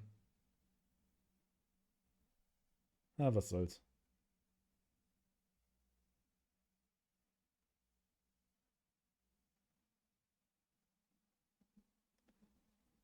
Academy with visitors.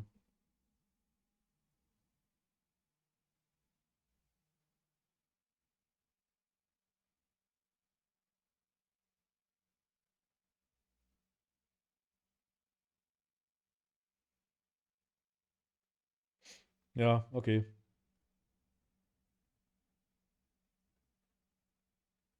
Also ja, es gab hier noch Nebenquests, die wir hätten machen können. Die habe ich jetzt aber komplett verpasst. Ist aber nicht schlimm. Das Festival war eben auch einfach groß und unübersichtlich. Und du hast einen Stream zu führen. Da verpasst man eben Kram. Ja, mein Gott, ist ja auch nicht so schlimm.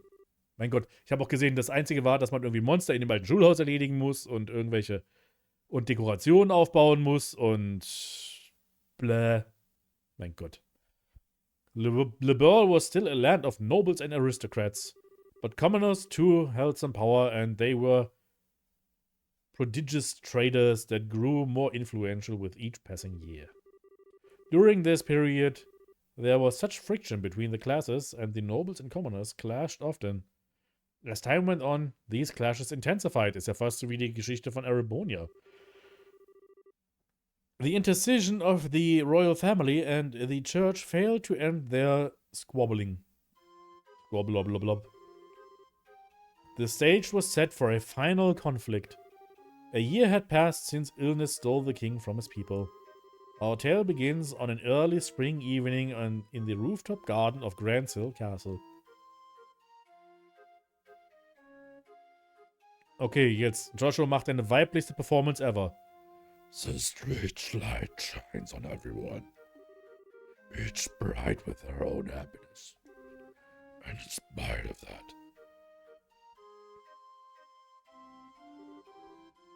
Ah, here you are, princess. Please don't think you should Please, don't you think you should be going to bed soon, Your Royal Highness? Staying up so late can surely do you no good. It's all right. If I shall fall ill, that happened, then perhaps I could avoid becoming the last ember of this dying flame we call the ball. Ach du meine Güte, das ist schwieriger als man glaubt. Please do not speak of such things. Your Highness, you are the most exalted individual in Liberal. If you were to take a husband, you could take control of the kingdom. I will not marry. I will get Inspector Gadget next time. Despite my father's wishes, I shall not consent to it. But why, Your Highness? You have two fine men as suitors, after all. One is Sir Julius of the chivalric order of the Imperial Guards, and the eldest son of a duke. And Sir Oscar, commoner though he may be, he has been recognized often in his battles against the Empire. Ja, genau, Dr. Claw. Okay, das ist jetzt wirklich alles sehr shakespearisch hier aufgebaut, ne? Both such fine men. No one knows better than I the quality of Der Charakter. Okay, ich muss damit aufhören, das geht nicht. Ich bin das nicht gewohnt. Ich bin, auch wenn manche Leute das teilweise sogar glauben, nicht der Sänger einer Metalband. Oh, Oscar, Julius, how am I to choose between you? Letztens beim Konzert, wo das einer gedacht hat. Tatsächlich. Oh my, isn't that Joshua playing the role of the princess? I suppose that Jill has to put a great deal of thought into this reverse casting business. Indeed, ma'am. He plays his role well, but the two maids leave much to be desired. Do you remember, Oscar? How we spent our boyhood days in this alley running about and pretending our sticks were swords? Nicht, dass du deine Stimmbänder ruinierst, wie der Sprecher von Asuras Wrath. Nicht Ashura, Asura, das H ist falsch da. Der hat's aber auch falsch gemacht. Ich weiß, wie man es schon irgendwie richtig macht. Es gibt quasi Stimmbänder und die falschen Stimmbänder, wie man das nennt. Die False Vocal Cords. Und die muss man beanspruchen, die falschen Stimmbänder für so eine gutturale Stimme. Am besten lernt man das, wenn man so einen schweren Seufzer macht. Da spürt man, was man eigentlich dann beanspruchen muss für so eine Stimme. Also wenn man so macht, so. Und das, was du da spürst, das sind die Stimmbänder, die man dafür benutzen muss für sowas. Wenn man das macht, dann behält man seine normalen Stimmbänder gesund und man macht sich nicht die Stimme kaputt damit. So machen das Metal-Sänger. I could never forget Julius. In those days it was all so simple, with you and with Cecilia alike. I treasure that time greatly. I recall how stunned I was. I would always conspire to play with her in secret, only to discover another had been doing the same.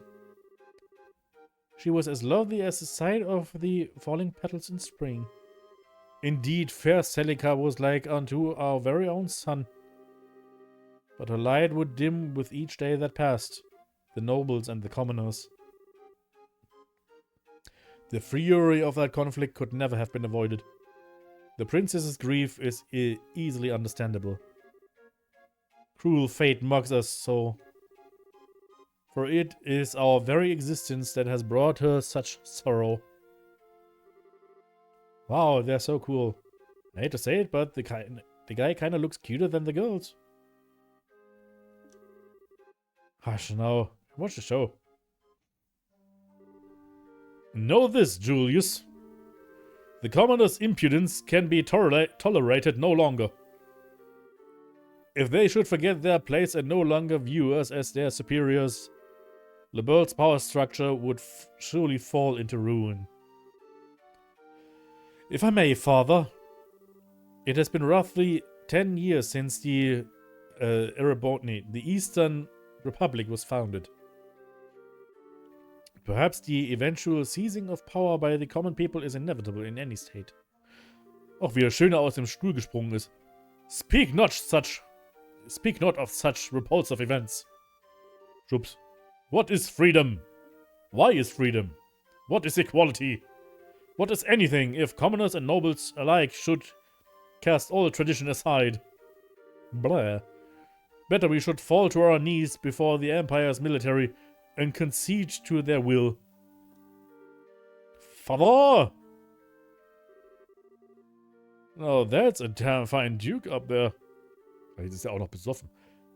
You let the commoners get all high and mighty and your whole society collapses. Ja, guck mal nach Erebonia, wie gut das funktioniert hat. Your Grace, perhaps it would be best to keep our voices down. Oscar, I am expecting great things from you. If you can get the royal army on our side, we will have a great advantage over the nobles. And that advantage would allow us to seize power. But Chairman, I cannot consent to this. Ja, so woke. I could never use Cecilia for political gain.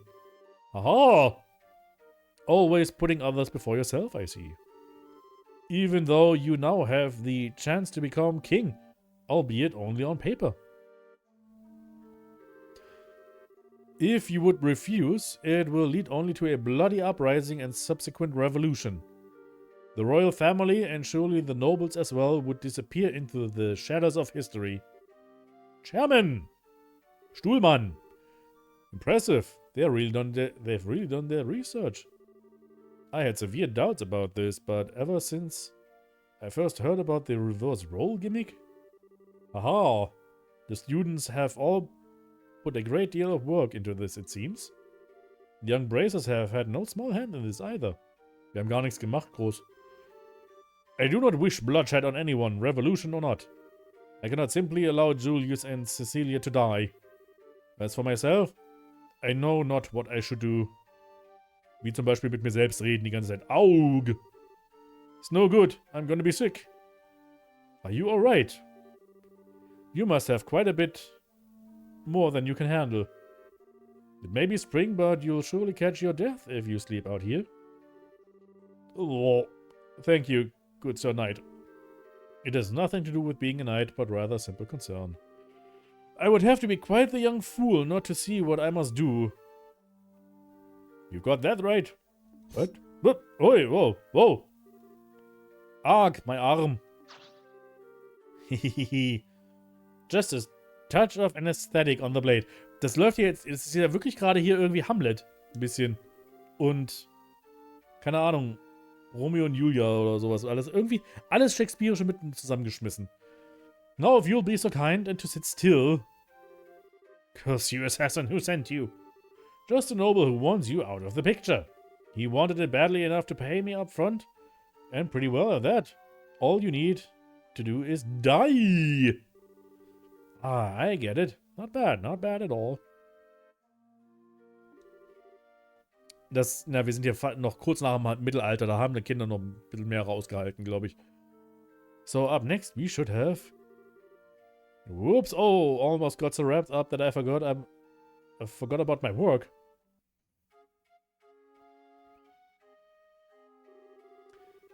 Long has it been since you have entered my sight, fair princess? Yes, Julius, it truly has. I cannot help but notice that Oscar is not with you today. Theaterkritiker, ja, genau. Back when my father yet breathed, both of you were oft spoken of by the maids of the court. As you well know, your highness, the kingdom is in the midst of a crisis most dire, and as such he and I may never be as close as once we were. I confess I come to you today to ask a favor. What favor would that be? That you would allow he and I, head of the chivalric order of the High Guard and a young general, to engage in a duel of honor, and that the victor shall be granted the great honor of becoming your husband. Ausrufezeichen, Ausrufezeichen, Ausrufezeichen. Quite dramatic indeed. Du bist auch da. Caught up in the conflict between noble and commoner, those two close friends have finally decided on a duel. The princess now realizes their determination and keeps silent. And on the day of the duel... Aber einer ist ja noch betäubt, ne? Der kann gar nicht kämpfen. 2 knights step into the grand arena of the royal city. Was natürlich auch bei eben entsprechend Hamlet so passieren sollte. Der sollte ja vergiftet werden und hast du nicht gesehen. Many have come to witness it. Commoner, noble and all social castes in between. But conspicuously absent from the proceedings is the one over whom they fight. Princess Cecilia herself.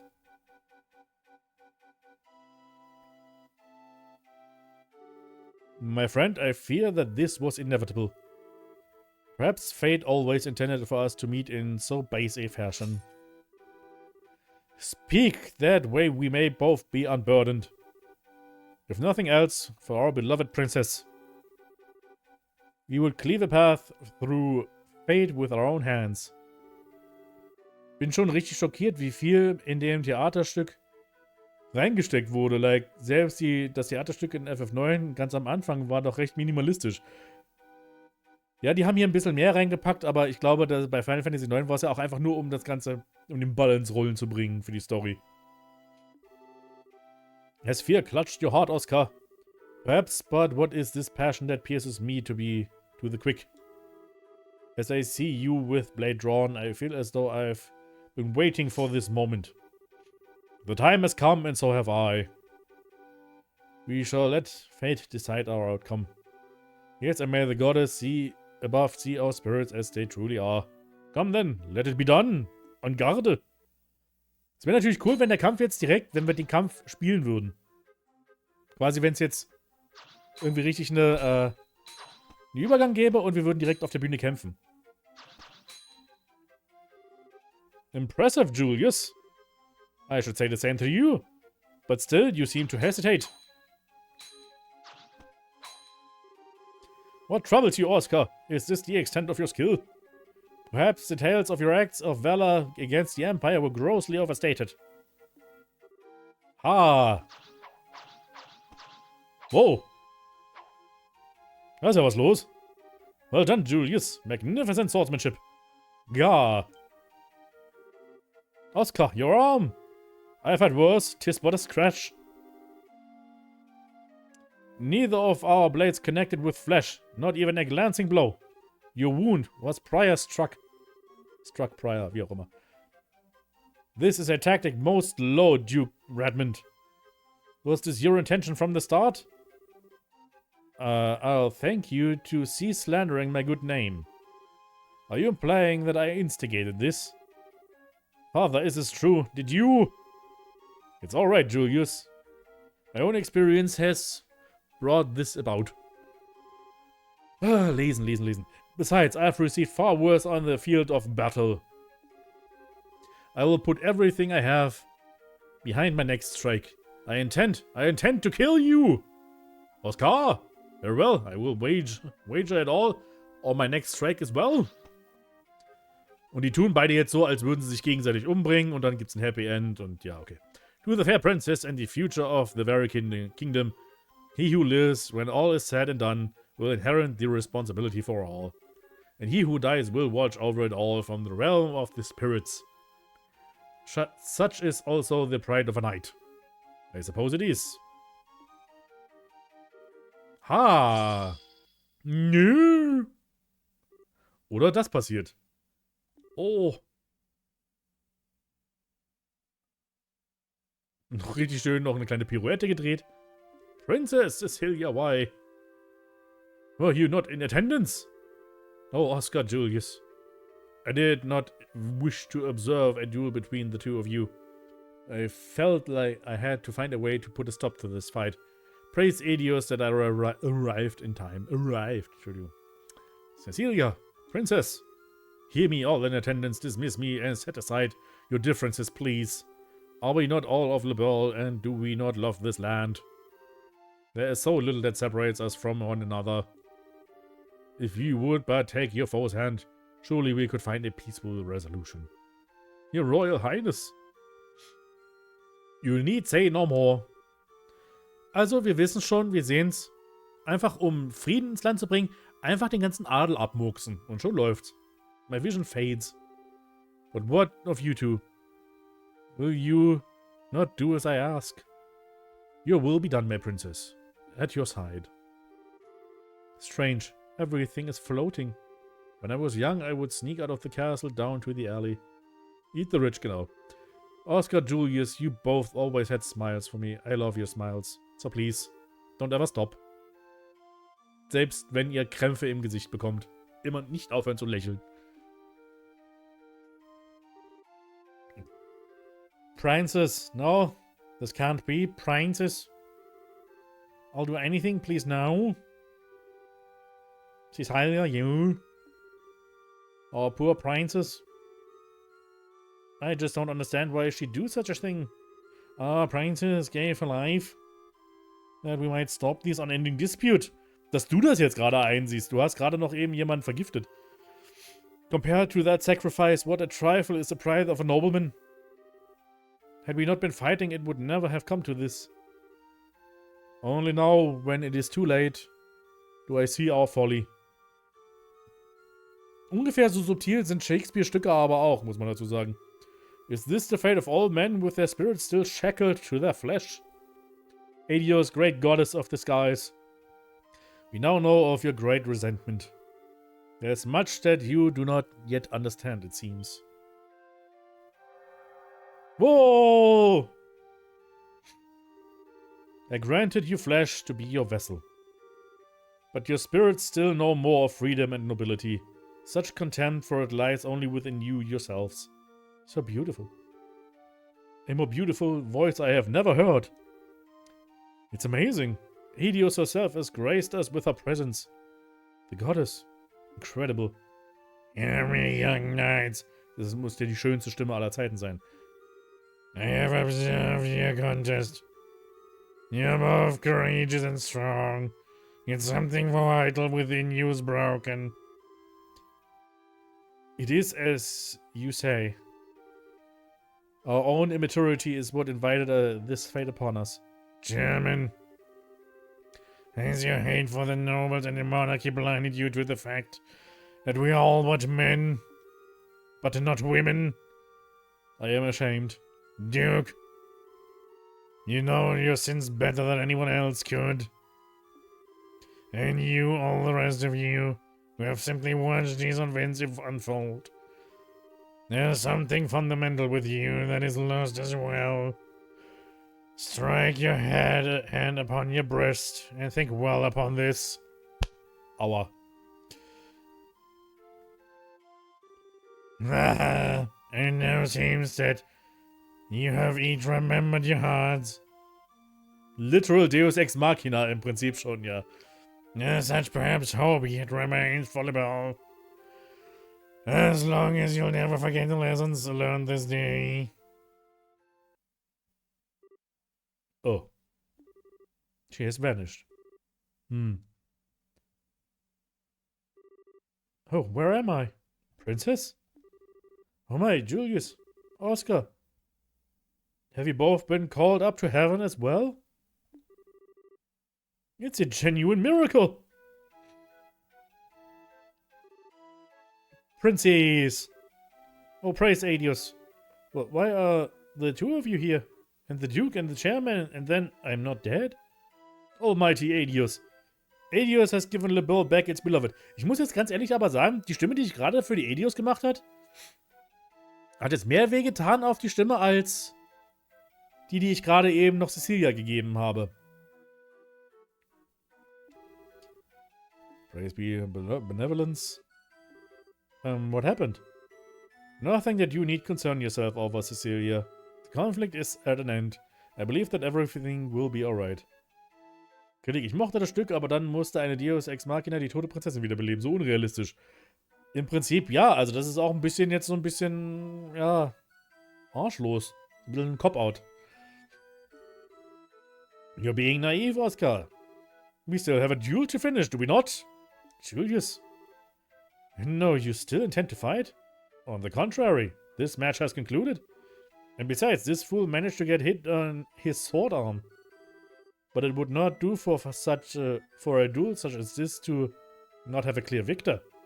Thus, it stands to reason that the man who fought with a significant handicap yet emerged undefeated should be regarded as the victor. Wait, Julius, don't misunderstand me, Oscar. I have not given up on the princess. Once you are healed, our duel will continue, but with blades of wood. Such as when we were boys. I see. Very well then, I accept your challenge. Well, have neither of you any regard for my own wishes? Das ist eigentlich eine gute Frage. You are mistaken. You, my lady, shall judge today's match, and I think it only fair for the victor to be granted a kiss. Surely everyone waits with bated breath for it. Very well. Eek! Don't they look marvelous together? Almighty Adios, look well upon this, and may this fine day extend unto eternity.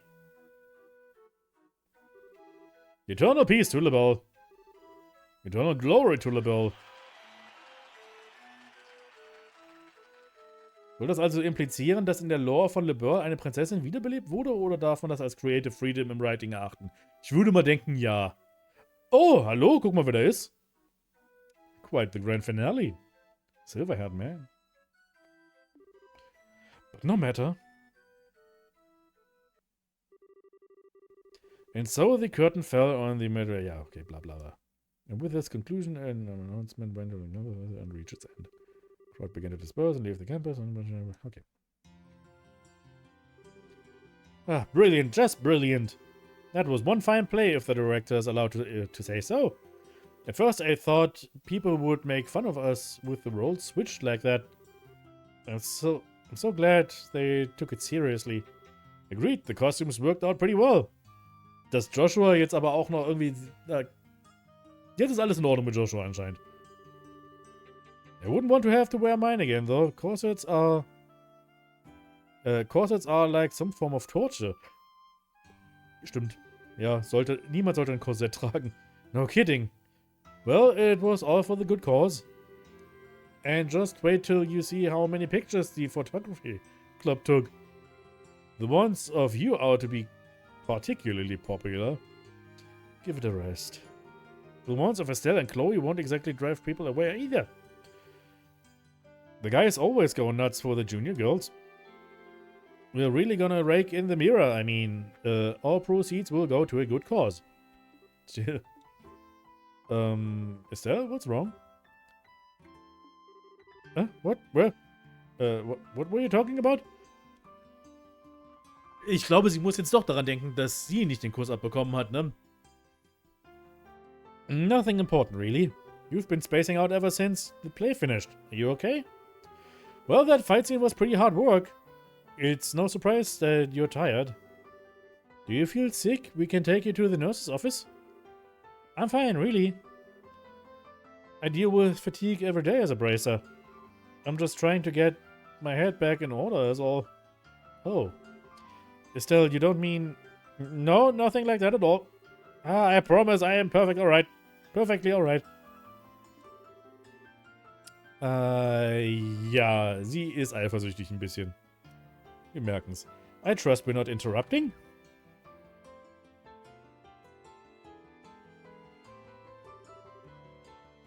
Miss Chloe, Oscar was so cool. I want to be that cool when I grow up.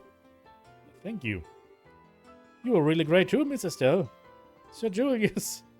Hey now, Mary. And Joshua was so cute. Yeah, I couldn't stop looking. Thank you. It was great fun for us all. A play about love and friendship buffeted by the winds of a tumultuous era. It was so moving. The fight scene was intense, and though one could only expect it to end in tragedy, it had such a heartwarming conclusion. Ja, heartwarming conclusion, die sich einfach so mal aus dem Arsch gezogen haben. I thought it was splendid. Well, with praise like that, I'd have to say it was worth the effort. Oh yeah, Hans? Alright, almost forgot. Oh, what's up? Oh, nothing bad, don't worry. I'll be right back, just So just keep doing what you're doing. Okay. Those were Jill and Hans, no? Chloe, your friends are on the student council then? Oh, dang. An der Spucke verschluckt. Yes, they were in charge of the production of the play. I see, I must thank them then. The children will have many fond memories of Ruan. Matron. I've made up my mind. I will tell them my decision when we return to Minoria. And tomorrow we'll take the first steps. So soon? Hey, what you talking about? Clem, you shouldn't listen to an on grown-ups talk. It's okay, Mary. But I think we should probably return to the inn. We can have dinner and continue our discussion over there. Okay. Now then, Chloe, and you too, Estelle and Joshua. I'm afraid we'll be taking our leave. Thank you for today. It was a lovely play. Oh, hold on a second. Jill's coming back any moment, and she'll probably want to say goodbye before you go. Pardon me. So viele Leute hier jetzt auf einmal noch unterwegs. Oh, Dean Collins. It's a pleasure to see you again, Matron and Theresa. I must apologize for not coming by earlier. To thank you for taking the time to visit. You needn't thank me. The festival was magnificent. I'm grateful for the invitation. Yes, the students were magnificent, were they? Chloe told me of your current situation. Truly dreadful. I was trying to think of a way that we could help. Jill? Yes, sir. Please take this. Jill handed Matron Theresa a bulky envelope, sealed with the Royal Academy's crest. Oh my. What's this? We took up a collection for you. It's 1 million mirror. Please use it to help rebuild the orphanage. 1 million mirror? That's impressive, but how? Well, we have the Duke as well as the Mayor of Bose, so there are some celebrities here. Thanks to them, we were able to collect far more than we would have otherwise. Dean. No, I couldn't. I can't accept this. I don't see why not. The festival collects donations for charity every year. People donated specifically to help rebuild the orphanage. But it's too much. Please accept it, Matron. Das ist doch ein schönes... Der Briefumschlag wird doch jetzt geklaut oder irgendwie sowas. But Chloe oder Theresa hier wird entführt oder irgendwie sowas. Irgendwas Schlimmes passiert doch hier. Es ist bisher noch nichts Schlimmes hier passiert. Es muss noch irgendwas passieren. Sonst kann doch die Story nicht weitergehen. I realize that you're overwhelmed. But think about it. With that much mirror, the rebuilding could start and you wouldn't need to go to Grandsale. You wouldn't have to give up your herb garden. She speaks the truth. Joseph would want you to accept this for the children. You needn't focus on the amount. Just what can be done with it. You're right. I don't know how to show my appreciation. Thank you. Thank you all so very much. That's awesome. Yeah, that should settle that. Wieso muss was Schlimmes passieren? Spannung und Aufregung kann auch ohne jedwede Hindernis und Gefahr entstehen. Ja, natürlich, auf jeden Fall. Hey, what's this about going to Grandsale? Did something happen? Ja, dein Waisenhaus ist abgebrannt. It's okay, there's no need to worry. You've all been through so much. It's not that big a deal. But why are you crying, Matron? Don't be silly, Clem. Those are happy tears. Yeah, Estelle and the other students are cleaning up after the festival. By the time everyone was done, the day had given way into evening. Ja, ich meine, das darf sie auch. Bei sowas darf man das. But we had everything set up for you to be able to stay. I mean, the festival just ended and everything. Sorry, but we can't. Since we are still apprentices, we can't go too long without checking in at the guild. We'd like to give our report before the day is out, if we can, so you'll have to excuse us. Is that so? Well, guess I'm on my own tonight. It sure is going to be lonely in bed without you. What? Hans, would you please give the tasteless jokes a rest? Estelle, don't listen to him. A joke. It's never boring with you guys, I'll give you that much. I hope you'll get the chance to come see us again. And stay for a couple of days. And nights. Sure, we will. Thank you. We'll stop in again soon. Well, let's get going. We'll lose the daylight if we don't hurry. Warum gehst du mit? Du bist doch auch in der Schule, oder nicht? So you headed to Menoria, Chloe? Yes, there's a lot I want to talk about the matron about. She said it would be alright for me to stay over at the inn with her and the kids tonight.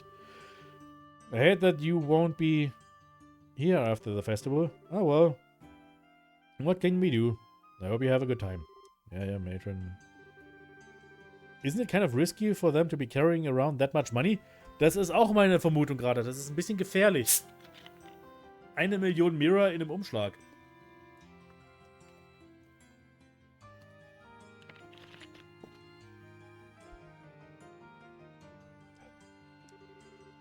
Oh, don't worry about that. One of the bracers escorted the whole, a lot of them back to the village. Her name's Iskana. Apparently, the dean made a special request.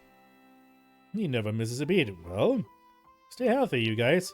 He is hoping you guys do great with your bracer studies. Yep, you can count on it. Best of luck to both of you as well.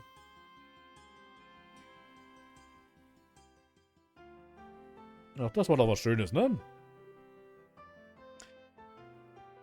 Wir sind jetzt fast 2 Stunden am Streamen und es war, glaube ich, bis auf ein paar Zufallskämpfe am Anfang 2 oder 3 Zufallskämpfe und sonst war jetzt 2 Stunden lang nur Story, ausschließlich Story. We only had a few days at the academy, but it was great fun. Well, other than class anyway. What are you talking about, Estelle? Normally students spend most of their time attending classes. The school festival might have been fun, but it was just a special event. Yeah, you're right. Man, being a student is tougher than I thought.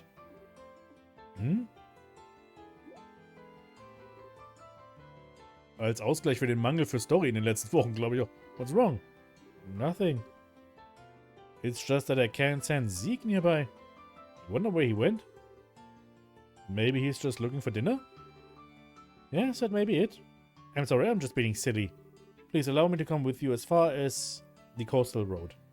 Sure, it will be fun. Hier, kämpfen wir mal ein bisschen gegen ein paar Schweinchen. Wieder das Schweinchen Spinny. Spinny-Schwein, das kann man vorspulen.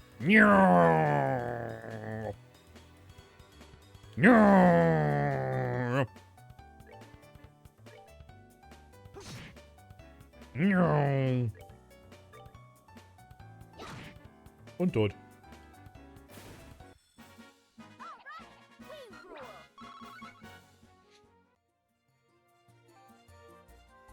Hoffentlich ist dem Vogel nichts passiert. Ja, ich hoffe es auch. Es wäre echt fies, wenn jetzt der Vogel auch noch irgendwie... Aber ich glaube, dem ist was... Vielleicht nicht unbedingt was zugestoßen, aber der hat vielleicht irgendwas entdeckt. Irgendwas... passiert hier gerade noch. Ein Pignado. Genau. Hier ist noch eins. Ich finde das ja sehr lustig, wie man so die Animation einfach vorspulen kann. Das ist sehr lustig.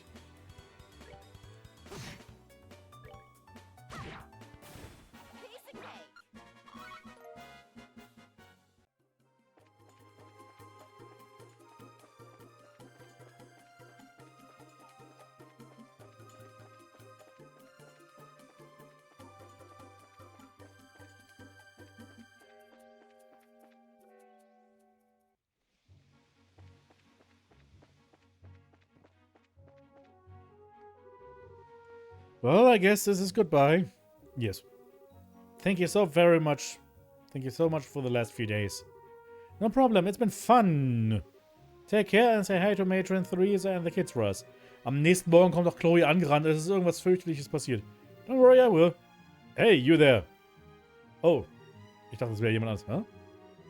You're from Menoria, aren't you? You guys are... bracers, right? We're in big trouble. We've got big trouble. What kind of big trouble?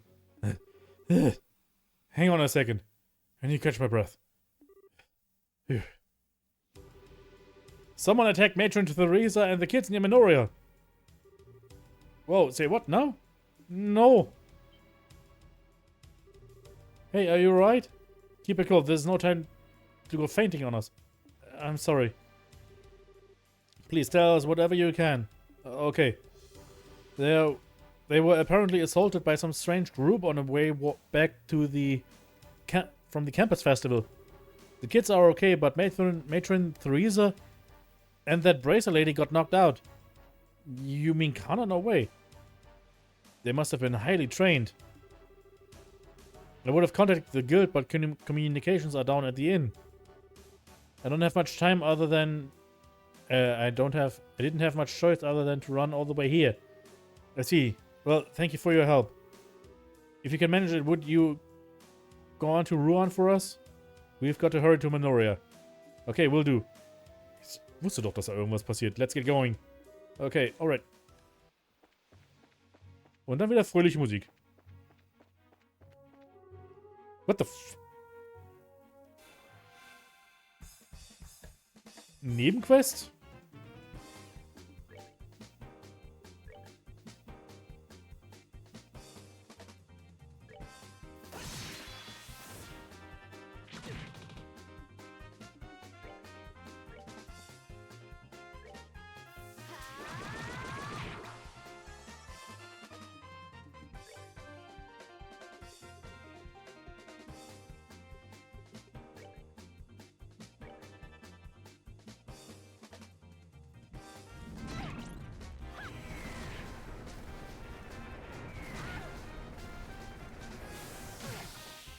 Okay, wir haben ein Problem.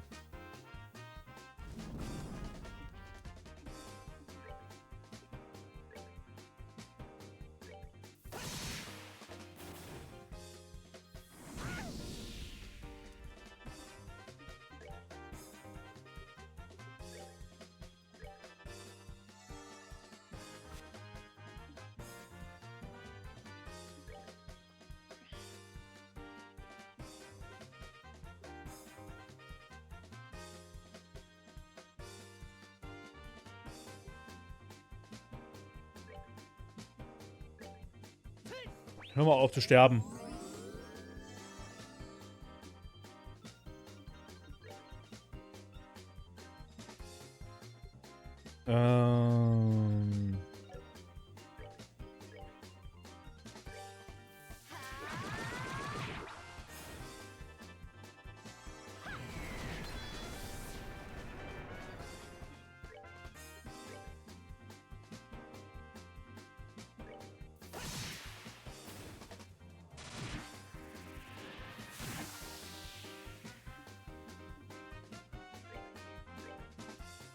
Hier ist Vogel.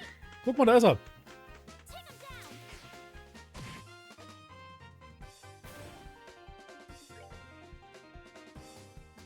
Wow, die haben aber echt übel viel HP.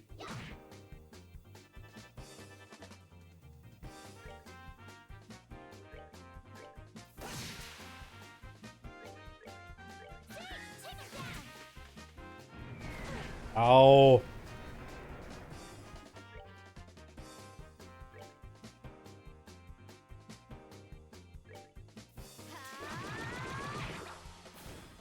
Okay, einer ist erledigt.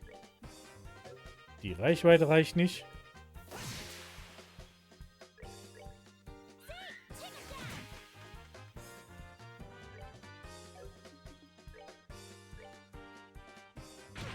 Rolle, rolle, rolle, rolle, mein Ball.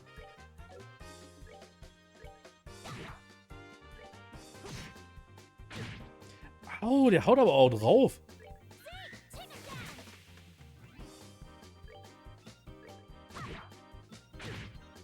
Hihihi.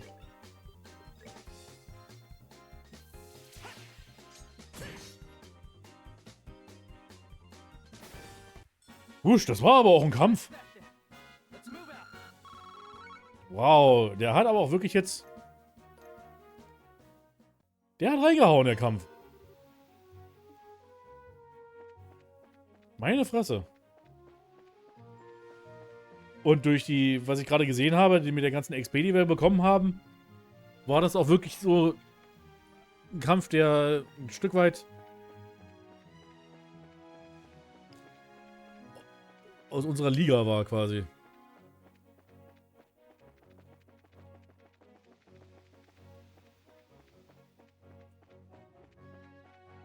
Eigentlich müsste ich jetzt wahrscheinlich auch zurückrennen können und noch weitere Nebenquests machen können. Aber ganz ehrlich, da habe ich keinen Bock drauf. Nee, wir sollten nochmal Noria, ne? Ja. Nicht ins... Ich meine, im Weißen Haus ist ja nichts gerade, das ist ja nur abgebrannt.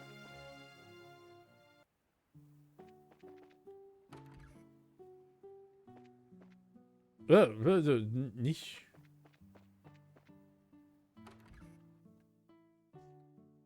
Nicht ruckeln, bitte. Ja, nee. Es läuft ein bisschen...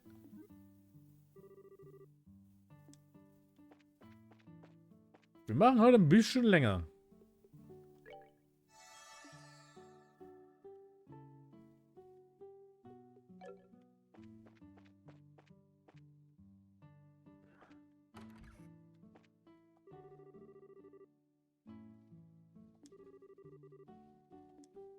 Ja, das ist aber echt fies.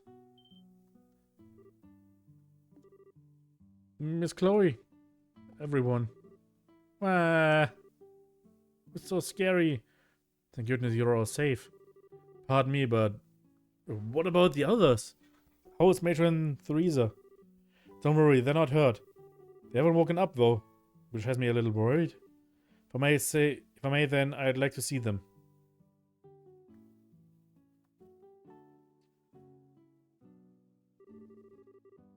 I Heart Paella, hat Bruce Willis da selbst gekocht? Bestimmt, mit Sicherheit. No doubt about it. No one used sleeping powder. Sleeping powder? Yeah, there's still a faint hint of it in the air. It's probably the kind without side effects, so there's no real need for concern.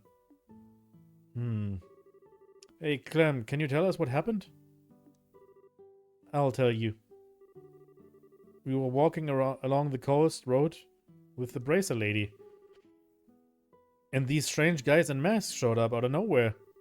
The bracer lady fought them for a while, but they surrounded her. She fought them to save us and Matron Theresa. That's why... Schnief. There, it must have been so scary. They took an envelope from the matron. I wanted really bad to get it back. Mr. Joshua, I couldn't help her.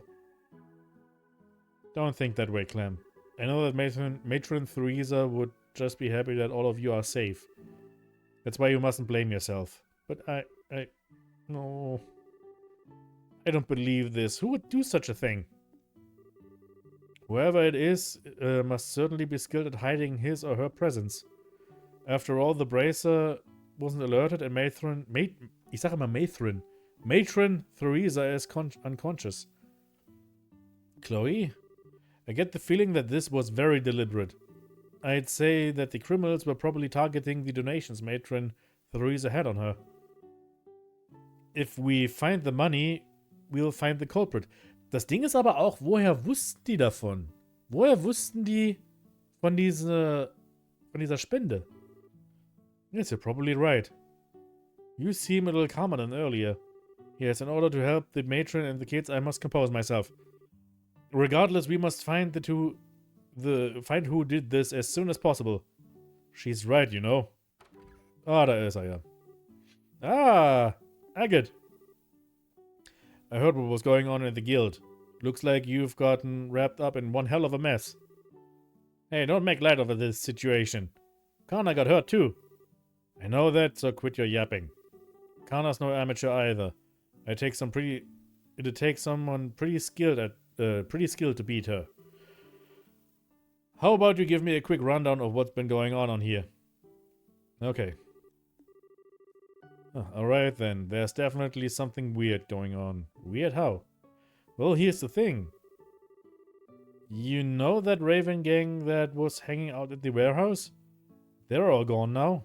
Warehouse is empty. Oh my. Then they must be the ones who assaulted Matron Theresa. I'm not so sure about that. I really doubt they'd have what it takes to get the upper hand on Kana. Yeah, that's true. They talk a big game, but I don't think they could back it up. Yeah, give them a single hard look and they shut right up. However, today they're suddenly nowhere to be found. Couple that with today's little incident, and what do you get? Like I said, something weird is going on. Even if they're not directly responsible for the fire, I do feel like they're involved somehow. Yeah, but this ain't the time to go checking that out. Come on, greenhorns, let's go. What are you talking about? Where are you going? You slow in the head or something? Obviously, we're going to the seaside path where the crime happened.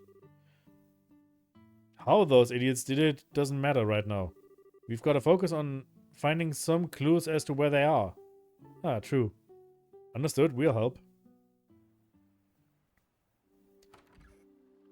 Ich hätte wäre gern nochmal zurückgegangen und hätte geheilt. Weil der letzte Kampf da, dieses Monster Extermination, hat mir doch ganz schön in den Arsch getreten. How did it get so late? This is no good. How are we supposed to be tracking in the dark? Bin Vogel. Hey, what was that sound? Ah, da ist er doch. Oh, Zeke, where have you been? What the hell? That's Zeke. He's Chloe's Falcon companion. As long as he's friendly. Scree. Scree. Understood. Thank you, Zeke. Scree. Oh, I've seen everything. So, Missy, what did your friend here tell you? The whereabouts of the ruffians who assaulted Theresa, evidently. Hat's alles gesehen.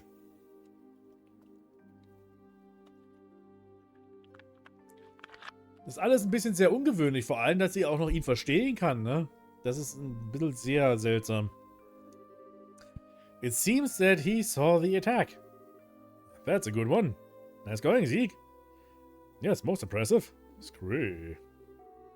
Now wait one damn minute. You mean to tell me you actually believe that, Lord of Bull? We've seen him communicate several times. Hey, if you don't believe us, you don't have to come along. Come on, guys. Alright. Screw. Wait up, you punks.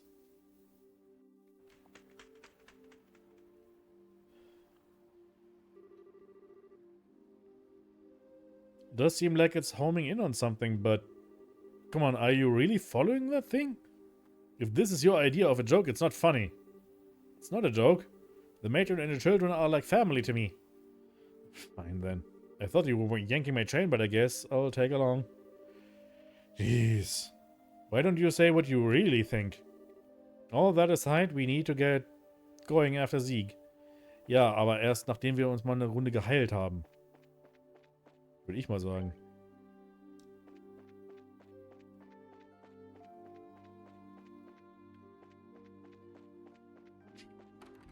Hey.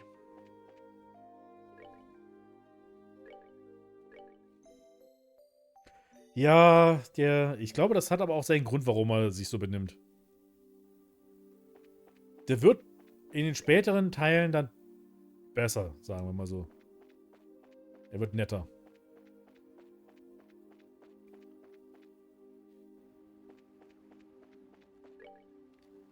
Okay, wo müssen wir wohl hin?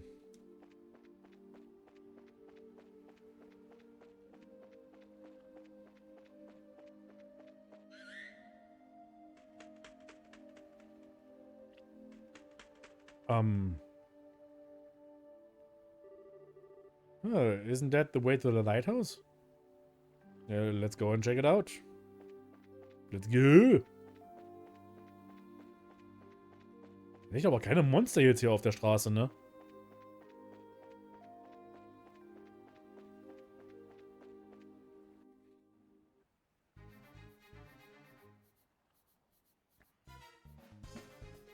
Aber was ist jetzt hier in dem Leuchtturm los?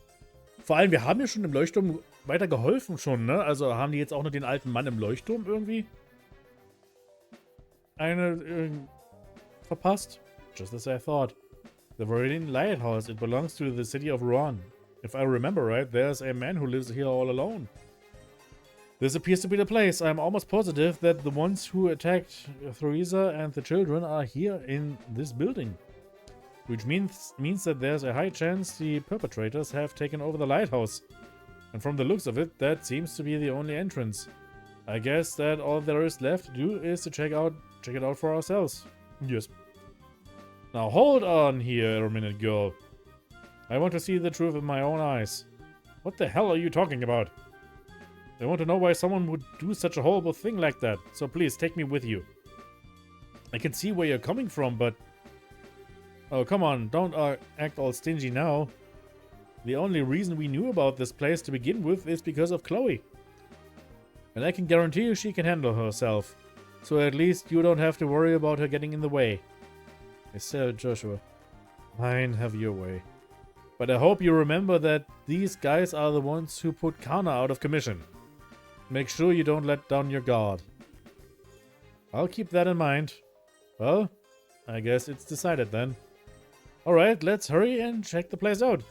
Da hat man schon ein bisschen gemerkt, was eigentlich der eigentliche Grund für Agats Verhalten ist. Der tut immer so, als wäre er ein Arsch. Aber in Wirklichkeit ist das, was er wirklich hier will, ist die jungen Leute, die er selber als Kinder erachtet, ansieht und beschützen will. Der will einfach nicht, dass sie sich in Gefahr bringen. These guys again. Are they the ones from before? I swear if I wasn't looking at them with my own eyes right now, I'd never believe it. Hey, what the hell are you all doing here? The Raven Gang's members are blank and emotionless. Hey.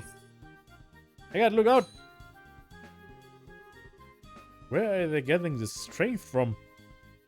Wurden die hypnotisiert? Dean, you son of a... This is just perfect.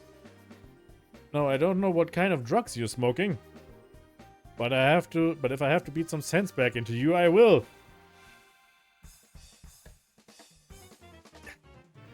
Immer noch, diese Musik ist so unpassend. Was haben die sich bei dieser Musik gedacht? Was hast du eigentlich für Crafts? Wild Rage. That's out a forceful yell, CP plus 50, max HP minus 30%. Oh, okay. Flame Slash, a powerful attack emitting flames. Ich mach mal erstmal nur einen normalen Angriff. Wow, das ist Schaden, den er macht. Aua, das ist auch Schaden, den er macht.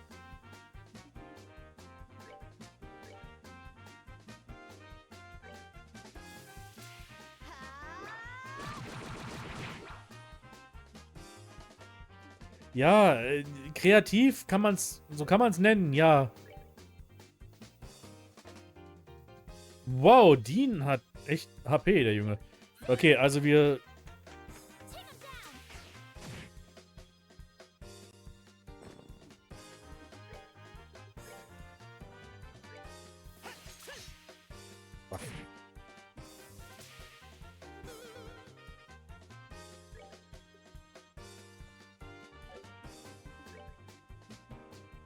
Wir kümmern uns erstmal um den normalen Typi hier.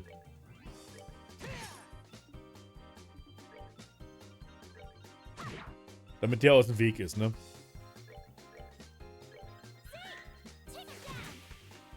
Okay.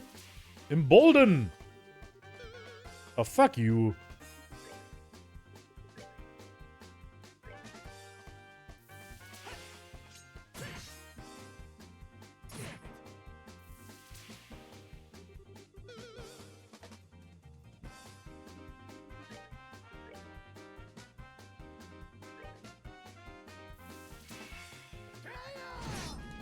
Hallo!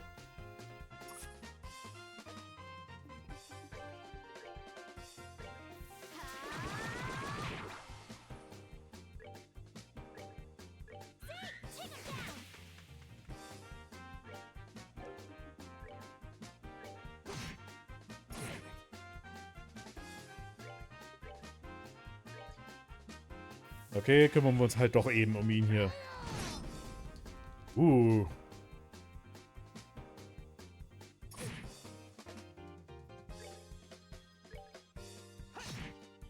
Okay. Die größte Bedrohung ist erledigt.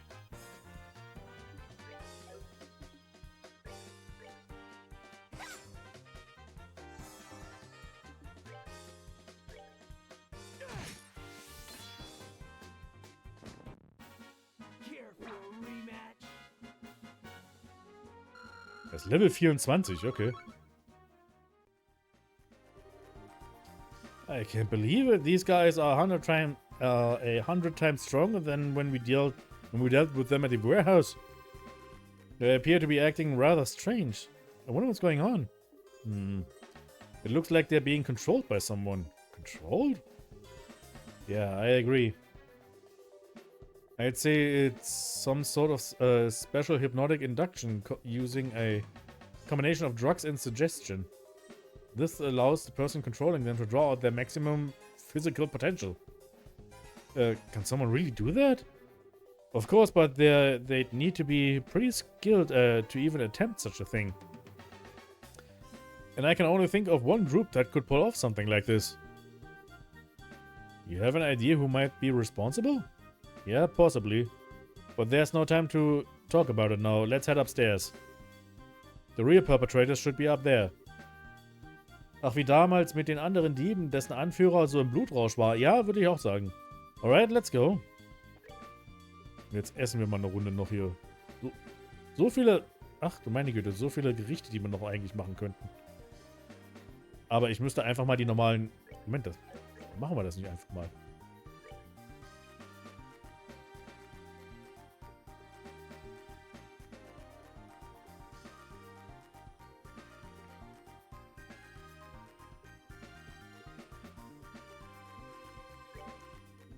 Jelly Beans.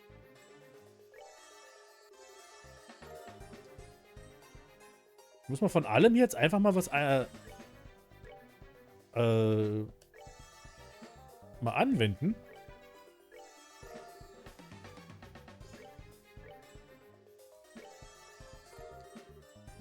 Damit ich das ganze Zeug auch mal gelernt habe hier. Aber ich glaube, ich muss das gar nicht mehr groß. Nee, ich bin schon völlig geheilt. Okay. Aber wenn ich mal die ganzen Gerichte hier erlerne, dann ist die Liste auch nicht mehr so leer.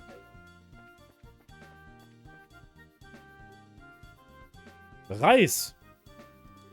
Ich mag Reis. Here they come again. It looks like we don't have much of a choice. We'll put them down the hard way. Aua.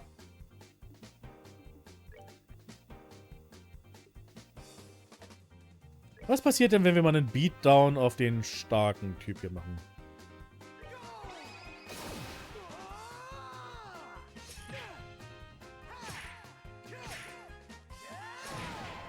Okay, das ist wesentlich weniger Schaden, als ich dachte.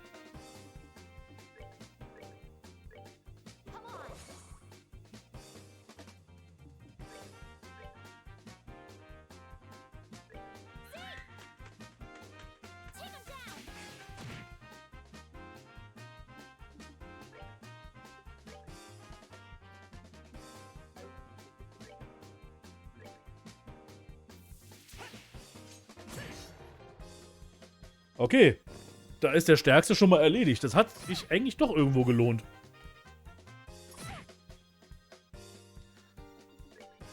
Ich glaube, die S-Craft war doch gar nicht so schlechte Idee.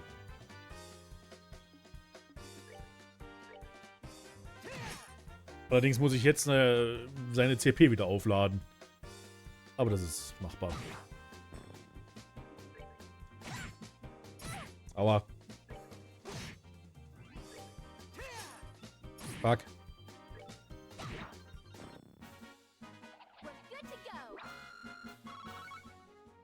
Okay.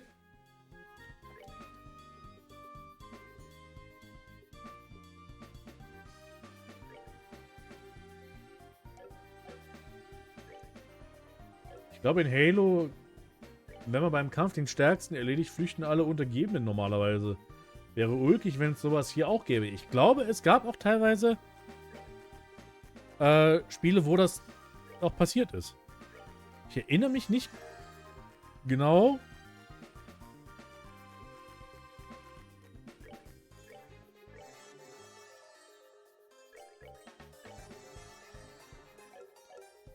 Welche Spiele das waren, aber es gab irgendwann mal eins, wo genau das auch ging. Moment, ich muss mal hier die Jelly Beans. Nee, nicht auf Chloe, auf... Wer braucht denn?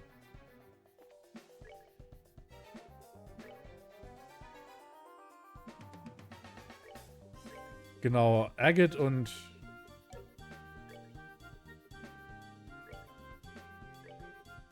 Joshua brauchen ein paar CP.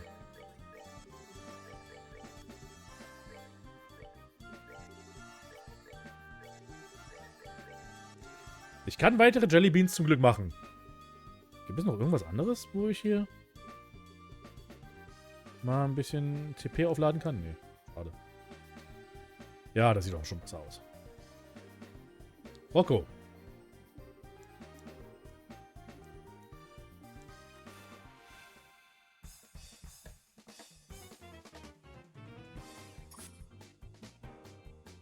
Aua. Ich glaube, motivieren oder Moral hier ist gar nicht so schlecht eigentlich als Idee.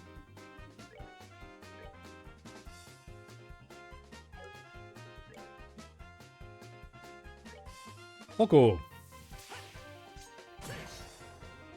What the fuck? Warum hat's den jetzt sofort erledigt? Ist das die Fähigkeit von Cloak and Dagger, dass man Gegner sofort töten kann damit? Potenziell? Das wäre echt krass.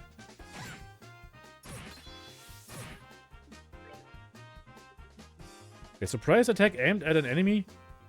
Enemy's weak spot. Ja, KO 20% Chance. Ach du meine Güte, das ist krass. Dass das jetzt auch noch so auf Anhieb funktioniert hat. Und spontan musste ich mich sehen, wie bei Dragon Quest 8, um zu grinden, man Metallschleime erledigen musste.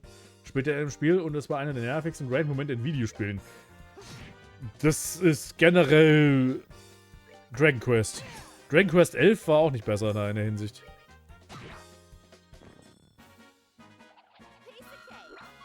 Dragon Quest könnte sowieso mal eine Modernisierung vertragen. Gameplay-mäßig so.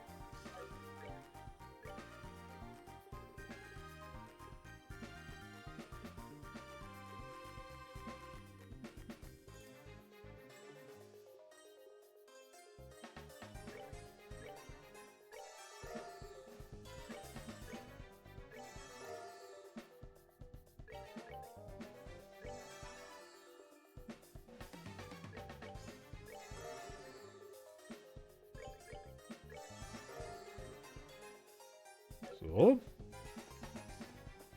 Ja. Vielleicht wäre auch mal eine Idee zu speichern nicht schlecht, oder?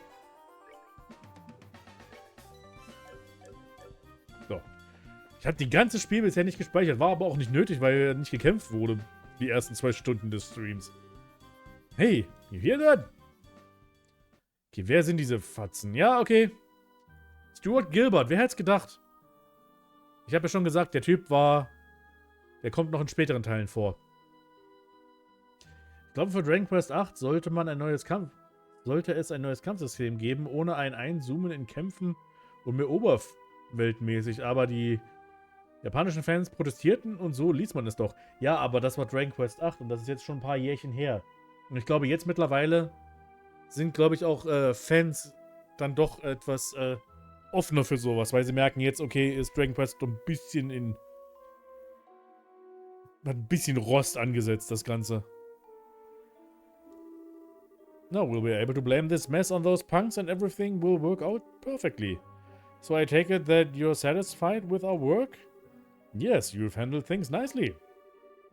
But just to make sure, you haven't left any incriminating evidence, right? You've got nothing to worry about there. Sind das Jäger? Ich glaube ja. And even when those fools regain their senses, they won't remember a thing. The lighthouse keeper shouldn't wake up until morning either. I'm relieved to hear that. With this, the matron of that orphanage should give up on her dreams of rebuilding it. And the series of incidents along with the arson will end up looking like the work of those lowlifes. We can get 2 birds with 1 stone. It's perfect. We are glad to see that our clients are happy with our work. Wo hatten wir nochmal Stuart Gilbert gesehen? Er ist der Steward des Bürgermeisters von Rouen. Er ist der Gehilfe des Bürgermeisters. However, if you don't mind me asking, what's the benefit in destroying that orphanage? That's the one thing I'm having a hard time understanding. Police. If you really want to know so bad, I'll let you in on a secret. The mayor intends to transform the entire area into a series of very, very upscale vacation homes. Interesting. A scenic seaside area not far from Rouen City. What more favorable geographic conditions could there be than that for a vacation home? War doch klar. We'll build lavish estates there and then sell them off to the highest bidders. That's been the mayor's plan all along. Now that's a ritzy plan if I have ever heard one. Das war ein Immobilien-Scam, so ziemlich. But I still don't get why it was necessary to burn the orphanage to the ground. Think about it. Imagine trying to sell a luxury estate to someone with a ramshackle place like that, marring the view. Not to mention all those little brats running around close by and making a ruckus. I see. Something like that would definitely cut their value in half.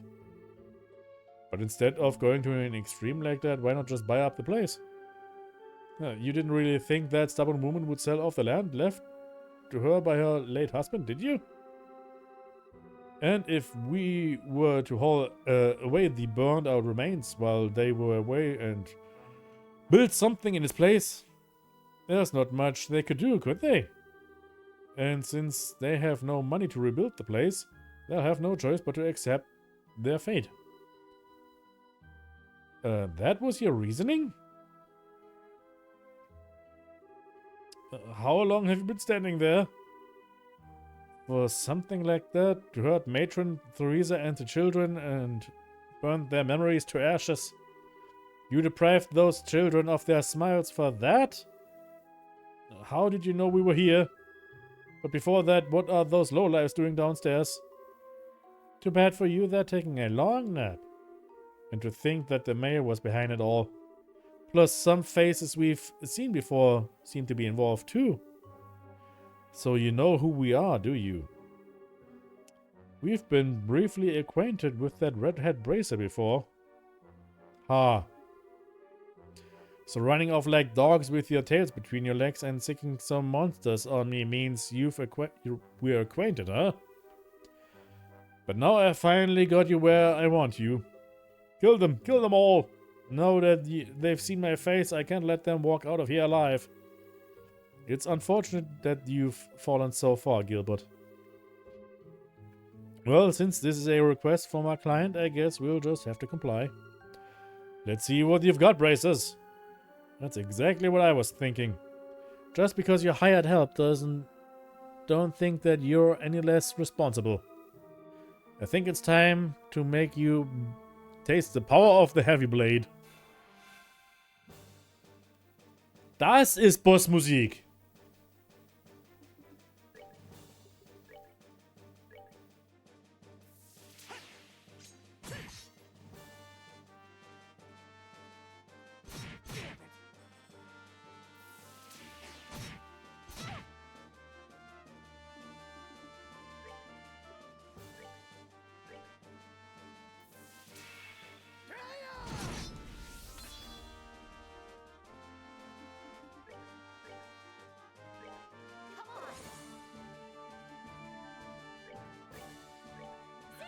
Das klingt doch schon viel besser so, ne?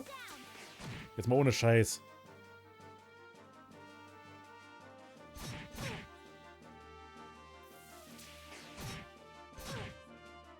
Haha. Wir versuchen weiter das Cloak and Dagger zu machen, um vielleicht einmal auf Anhieb zu töten.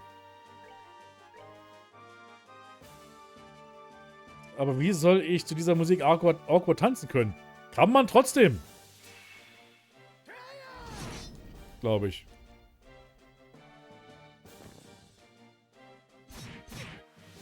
Aua. Wir moralisieren alle. Molarisieren, ja. Wir ziehen allen die Zähne.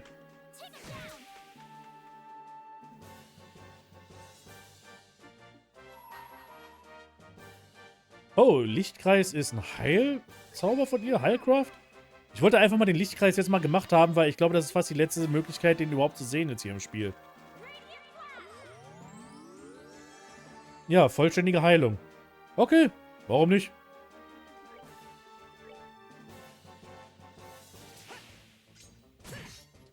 Zack.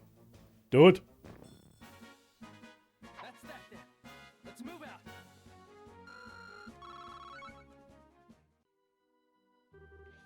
This can't be! Gilbert, steward of the mayor, and you boys in black, in accordance with the laws of the Bracer Guild, you are hereby placed under arrest. Give it up and surrender. Oog. You're pretty tough, I give you that. Going toe-to-toe with you hasn't disappointed me at all. The lieutenant's going to be mad. He warned us about this. We shouldn't have been as careless as we were. The lieutenant? Do you mean that guy wearing the red mask who was negotiating with the Sky Bandits? I'm surprised you know about that. It looks like you dogs from the guild are better at sniffing things out than we thought. Your insults are pretty funny considering we just gave you a serious beatdown. Now hurry up and throw down your weapons and surrender. Sorry, but we can't do that. What? What do you think you're doing? Don't move. Come any closer and this guy's brains are going to be splattered all over this place. Soll uns das stören? What is the meaning of this? What do you intend to do by threatening your employer? You're wrong about that. You are not our employer. The mayor is. But whether it was you or the mayor here, the outcome would have been the same. We only cooperated with you because we shared a mutual interest. And we couldn't care less whether you live or die. Please, don't shoot me. Cut the tears and the crap. Don't think you can get away by trying to fool us with a show like that. Ja, my leg. Ah, my leg. Oh, wow, da ist er richtig. Blutet auch noch. Gilbert. Looks like they were serious about what they said. If this isn't enough of a show for you, then how about we blow the brains out of the Lighthouse Keeper? Meine Fresse, die machen keine Gefangenen. Obwohl, die haben gerade Gefangene gemacht. Okay. He has nothing to do with this. If his life means anything to you, then I suggest you back up. Let's see. Like over by the stairs. Seems we don't have much of a choice. That's right. Do what you're told, like the dogs you are. And it looks like this is where we bid you farewell.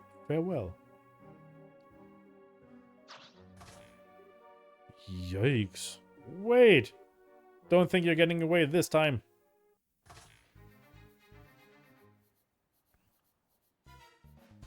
Tolles 2D-Seil. A rope? These guys were seriously prepared for anything. I'm leaving you to take care of that idiot steward and the rest. What? I'm going after these guys. The rest of you report to Jean and ask him for further instructions. Ah.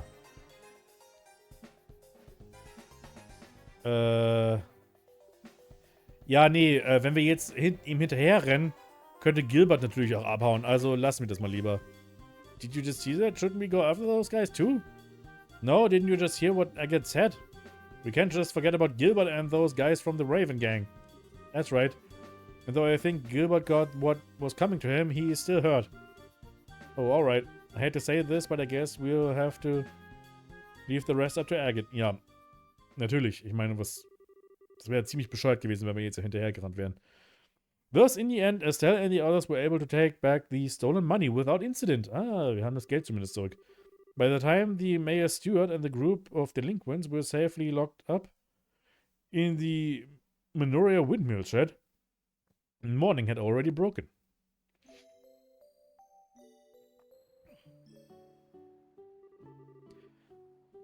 Now then, I'll keep an eye on things here. Ja, weil du so eine gute Arbeit geleistet hast beim letzten Mal. Could you return to Rouen and report back to Jean? That's fine with me, but are you sure you'll be okay? Come on, I just got a whiff of sleeping powder is all. It all happened a little too fast for me to remember who attacked me, though. Pretty shameful, I know. Don't beat yourself up over it. Du bist nur ein kompletter Fehlschlag. Eine Beleidigung für den Beruf des Bracers. Nichts weiter. You still managed to fend off 4 attackers. The children are safe thanks to you. I can't thank you enough. Well, I guess there's that at least. Still, will Agate be okay facing them on his own?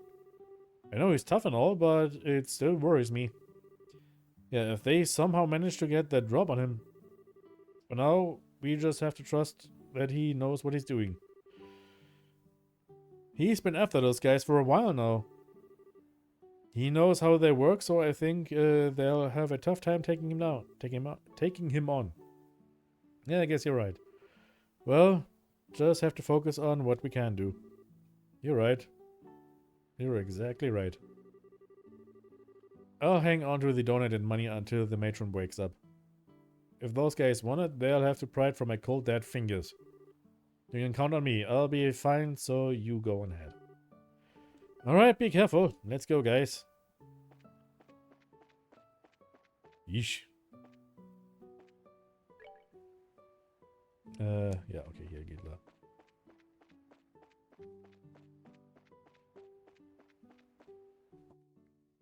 Aber jetzt haben wir schon das zweite Mal mit diesen Jägern zu tun gehabt, ne?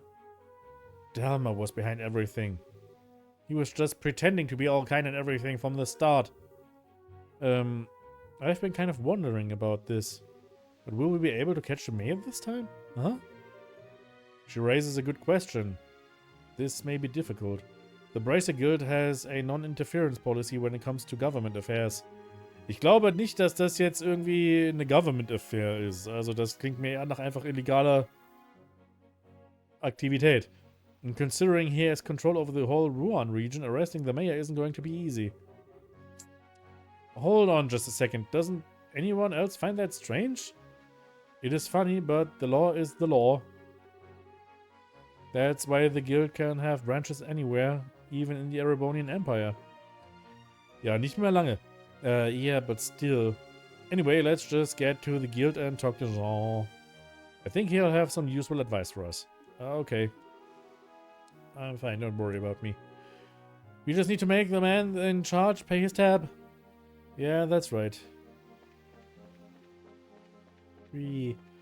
Okay, jetzt heißt es natürlich, irgendwie müssen wir den Bürgermeister dran kriegen. Die Frage ist jetzt natürlich nur, wie machen wir das?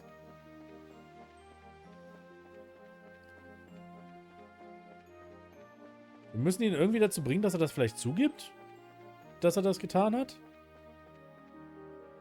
Der Zeitung davon erzählen, das ist eine Möglichkeit, dass wir Nial irgendwie davon erzählen. Aber der wird auch dann sagen, habt ihr Beweise dafür? Und ja, wir haben keine konkreten Beweise. Wir haben nur die Aussagen von Gilbert, die wir selber gehört haben. Und wir können ja jetzt ohne handfeste Beweise nicht einfach so sagen, ja. Ich wollte den Gegner jetzt einfach mitnehmen irgendwie. Ich weiß auch nicht warum.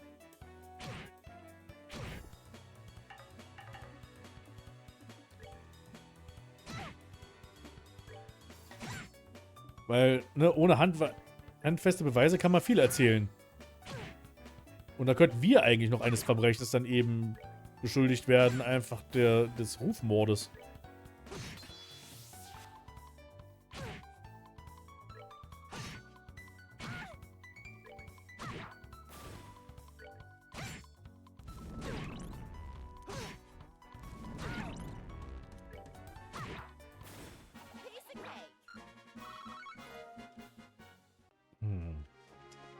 Ja, dann müssen wir uns jetzt einfach erstmal zurück in die Stadt und... Ach, was ist denn jetzt los? Was passiert jetzt?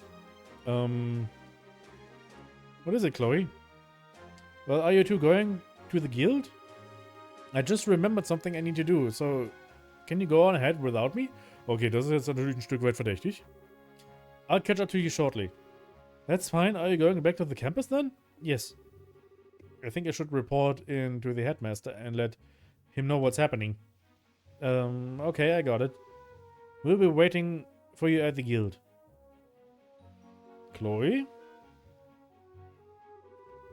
Sorry, Estelle. You too, Joshua. Chloe produced a note map and pen and began scribbling furiously. This ought to do it. Sieg!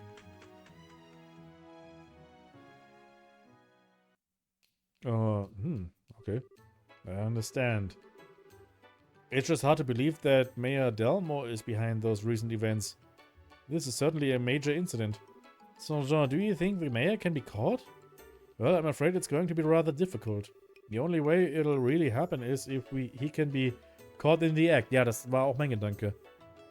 I figured this much. You can't be serious. So we just have to allow a corrupt mayor to stay in power? No, there's no need to panic. The Bracer Guild's hands may be tied, but the Royal Army can get him. Oh. Estelle, Joshua, I'd like for you to go to the mayor's estate and question him. It doesn't matter if he gets angry. I just want you to buy us some time. And you'll contact the Royal Army in the meantime? Precisely.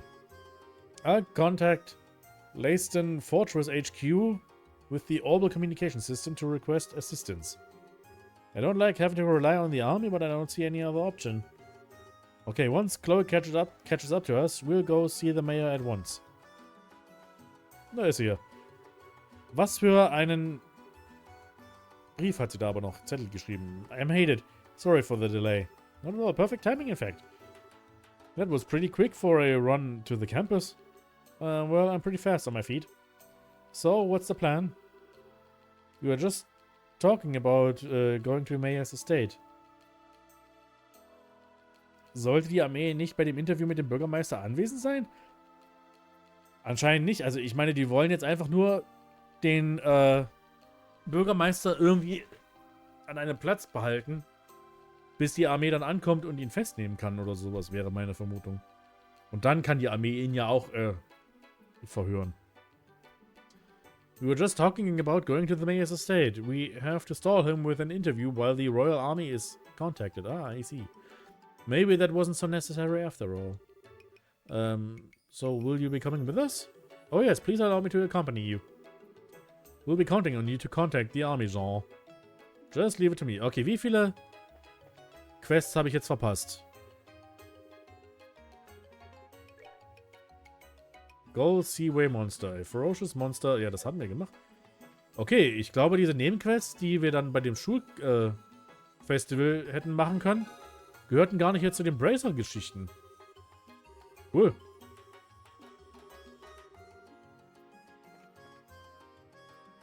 Dann passt das natürlich. Wo müssen wir hin? Hier nach unten, ne? Ja.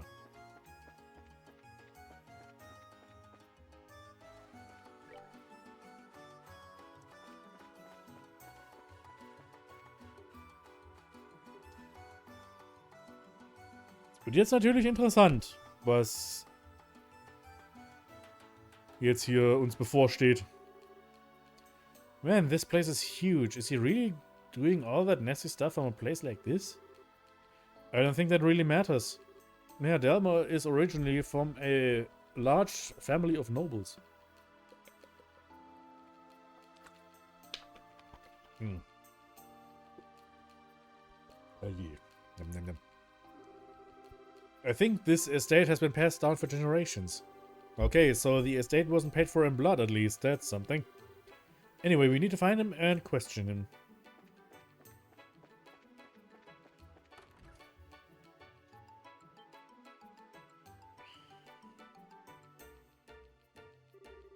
Welcome to the Rohan Mayoral Estate. I'm terribly sorry, but the mayor is currently attending to some guests. Perhaps you could come back another time? What? No, hold on, just 1 second. I'm pretty sure we know who the guest is. It's Duke Dunan, isn't it? What? Why, that's exactly it. Have you received an invitation as well? Yes, it came directly from the mayor himself. I apologize for the inconvenience, but would you mind? Now that I take a closer look, you appear to be bracers. If circumstances demand it, then please go on up. The mayor and duke are in the banquet hall on the second floor. Ugh. Excellent. Thank you for your help. Blush. Alright.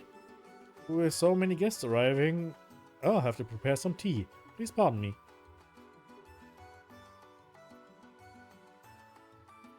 Woher hat jetzt rausgefunden, dass Duke Dunan da mit dabei ist? What? Oh, nothing. I was just thinking how impressive it was that you knew the Duke was here. Oh, it's just a matter of asking the right questions. He's planning to sell vacation homes to the rich, remember? Duke Dunan might as well have a bullseye target painted on his misshapen head. Ah. Das erklärt natürlich einiges. Wow. That's smart thinking. Where'd you come up with that line about the mayor inviting us? It wasn't a line. He did invite us over the first time we met him. If those ravens start making trouble again, feel free to drop by and let me know. Or something like that. Oh, that's right. So he did invite us. Exactly. Well, why don't we head up and to the banquet hall? Oh, na, das wird ein Spaß jetzt. Stimmt, als man im Inn war, beim letzten Mal war der Herzog über die Aussicht. Hat der Herzog über die Aussicht geschwemmt. Stimmt, ja, dass du dich daran erinnerst. Ich habe das komplett vergessen. Hier oben ist die Banquet Hall. Hallo. I like the sound of that. Ach du meine Güte, der ist schon wieder besoffen. Der war bisher nicht einmal nüchtern, seitdem wir hier den Stream angefangen haben. Rouen would be the perfect place for a vacation home. I think I might stay for a while. I had a feeling you'd think so. I'll see to it that you get the finest place available, my lord. I believe you'll be quite satisfied.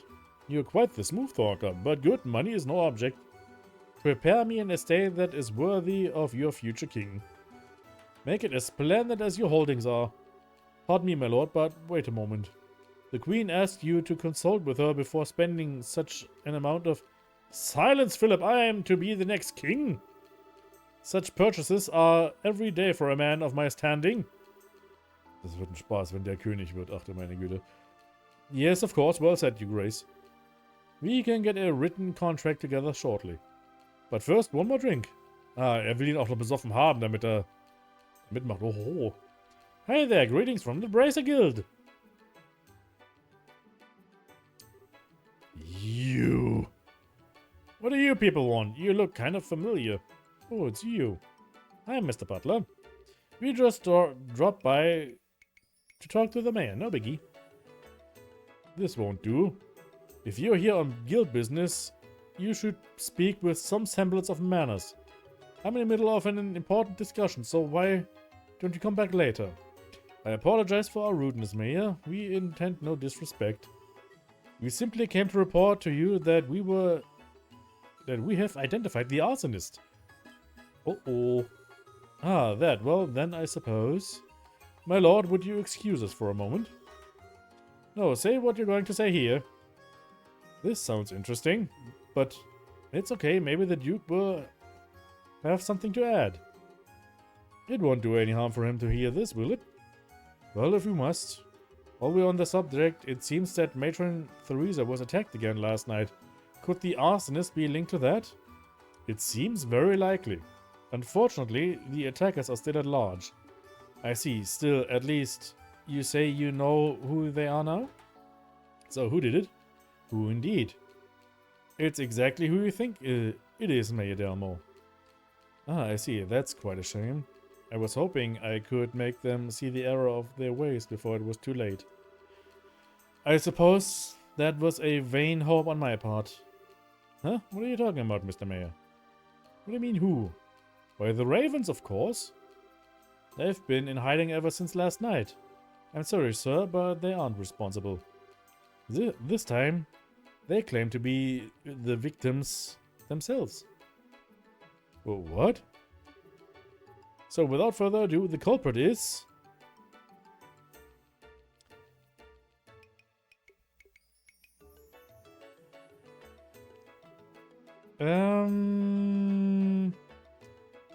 Jetzt ist natürlich die Frage, ne?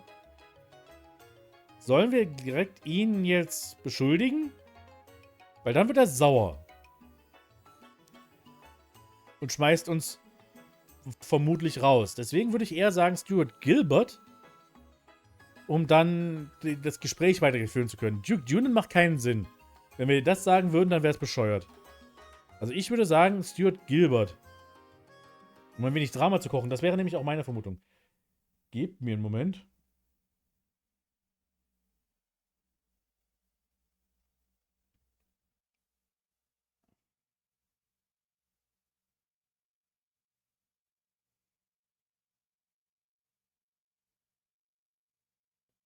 Na.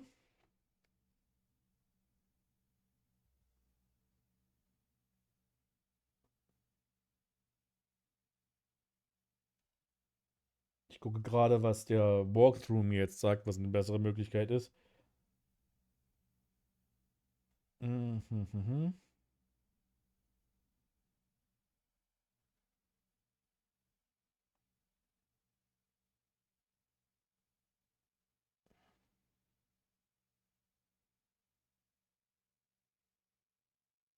Okay, also es macht erst scheinbar keinen Unterschied, so wie es hier heißt. Aber das Drama will ich doch irgendwie aufbauen wollen. The Mayor Stuart Gilbert. Acting on the orders of... Okay. You, Mayor Delmore.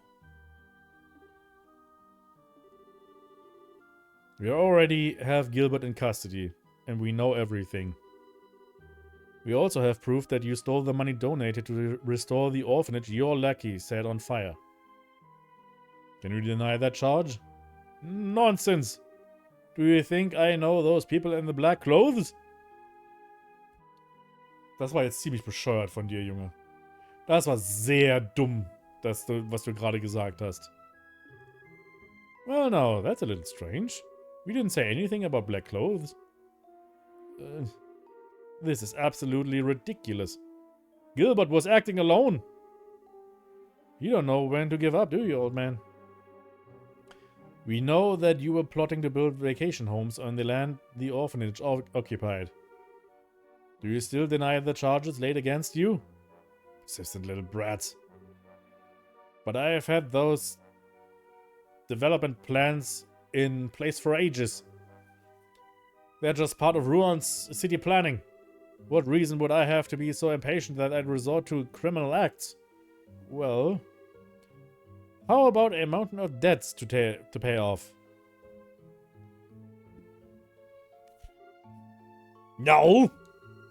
What are you doing here? I figured I'd come to the mayor's place to do some investigating. When I see you two going in.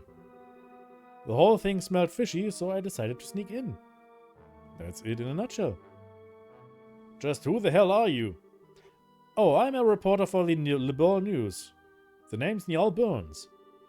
Actually, I've been checking into the city's financial affairs recently. And what do I see but that Mayor Delmore here has been diverting funds from the city budget lately. That's funds for the expansion project. I'm not buying it. You haven't even started construction. I thought it was kind of strange, so I dug deeper and found links to the airship company's services. Now that was quite the little surprise.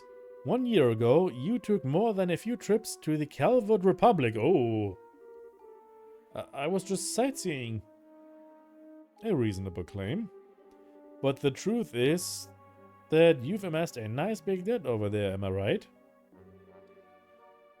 You're losing me. How? By using town funds to speculate on risky commodities in the hopes of cashing in. Buying goods when they're cheap, selling them when they're high. That kind of thing. Oh, I get it. So how much did he lose? From what my fellow reporters over there told me, something to the tune of 100 million Mira. Ach du heilige Scheiße. 100 million Mira? That's 100 times the amount donated to the orphanage's rebuilding. I can certainly see why one might turn to crime over an amount that high. 100 million? I'm pretty free with my spending, but I've got nothing on you. This isn't a competition, you know. Now that you mention it, he took funds from the city budget to pay off his debts and stave off any questions. Gerade lesen ist irgendwie ein bisschen. But I can't understand why he would turn to arson and theft to build his vacation homes. It just all seems so random. Where's your proof? Go ahead and run your story with all its wild accusations, speculations. I'll sue you and the newspaper for libel. Suddenly confident, are we? And you all. The Bracer Guild does not have the authority to arrest me. I'm the mayor. I want you out of here now. I guess he's right. He knows his rights. Mayor, may I ask you one question? What now? What is a student of the Royal Academy doing associating with such people? Disgraceful. Return to campus at once. Chloe looked Mayor Delmo directly in the eyes, her expression cold and stern. Why did you not use your own asset to pay off your debt? 100 million Mira is certainly a lot of money, but I think that House Delmo surely has enough assets to settle the matter. This estate, for instance, it would easily sell for at least 100 million Mira. Don't be ridiculous. This estate has been handed down in the Delmo family for generations.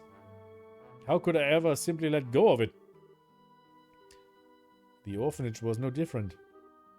For many, it was a place fondly remembered. No one has the right to destroy something like that. How could you do such a thing? How dare you liken this estate to that dilapidated old hovel? Ach du meine Güte. You care for none but yourself. More than being the mayor or being the head of House Delmo. You pitiful man. Ha ha ha ha ha ha ha. You have quite a way with words, young lady. But let's see if you'll change your tune in a few minutes.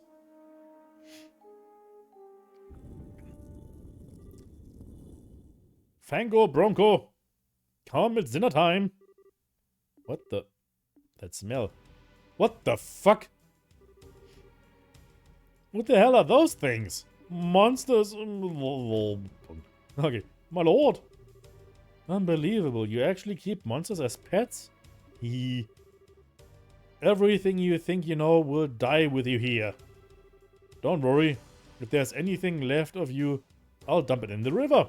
Ha ha ha. He's crazy. Grrr. Grrr. So, is fighting freaky monsters part of your stalling plan now? Well, at least now we can arrest him for trying to kill us. I am sure the other stuff will stick to after this. I bear you both no ill will, but I will not allow you to harm anyone.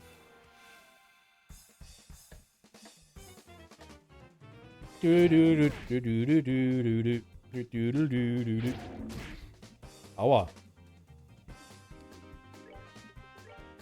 War die Chance, einen sofort zu töten? Nee, wurde nix. Dann erhöhen wir zumindest die Moral von allen. Und schwächen Bronco als erstes. Das war doch eine dramatische Wendung mit dem korrupten Bürgermeister, ja. Langsam geht wirklich mal sowas mit Story hier los, ne? Würde ich mal sagen.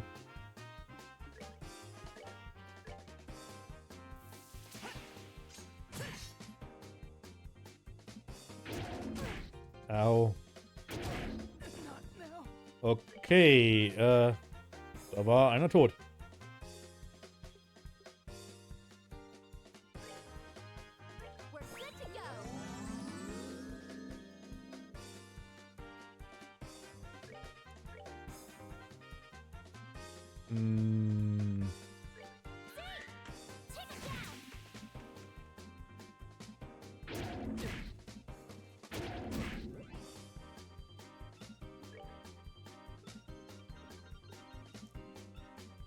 Was ist das für ein Status-Ding überhaupt?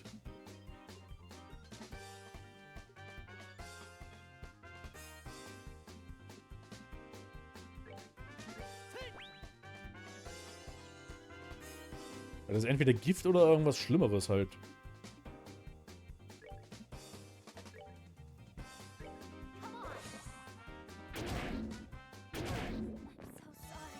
Scheibenkleister.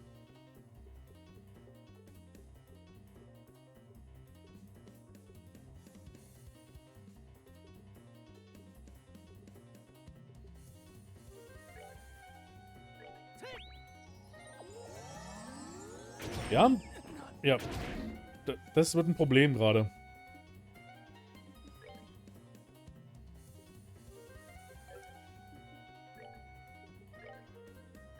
We're good to go.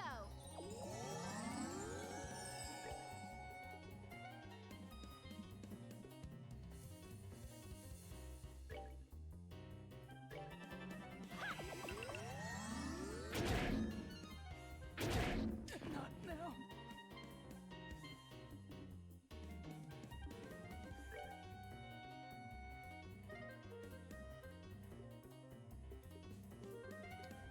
Okay, was wir jetzt anstelle machen ist, wir heilen uns erstmal selbst. We're good to go.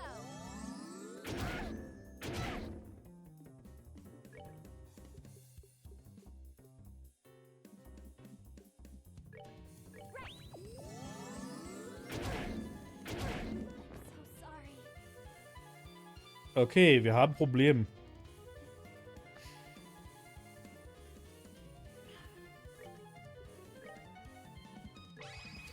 Ich glaube fast, es wäre ganz gut, wenn wir erstmal einen auf komplett erledigen. Oh nee, jetzt haben wir... Ja, war klar. Retry. Okay. Come on.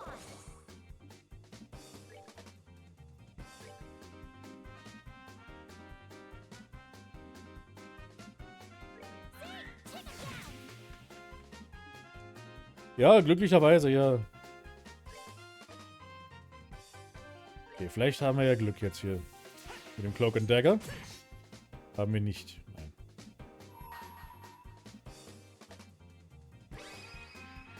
Ich will aber tatsächlich erstmal einen aus dem Weg geräumt haben hier.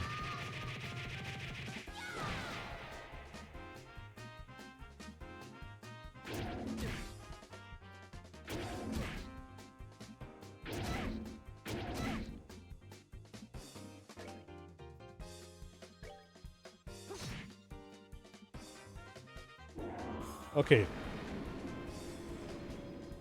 Ah, und der kriegt jetzt natürlich auch noch einen Buff dafür, dass er jetzt einer gestorben ist, oder was? Take him down.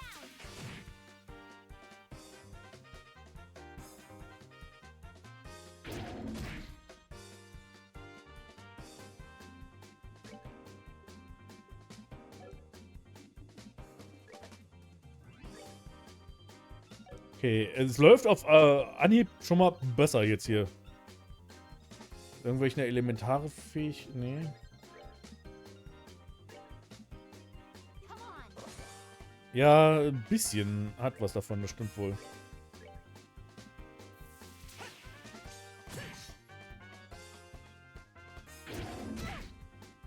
Au.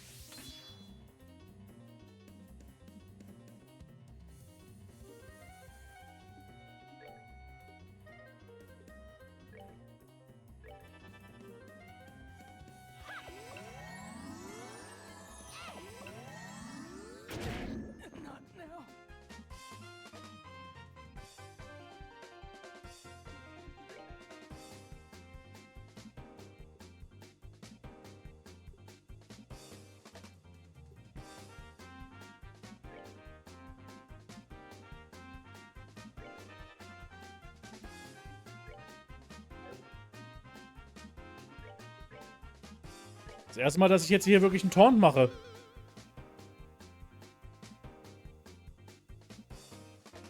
Nein! Ja.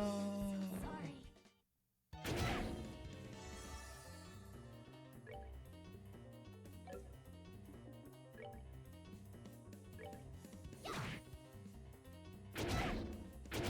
I'm sorry. Hm.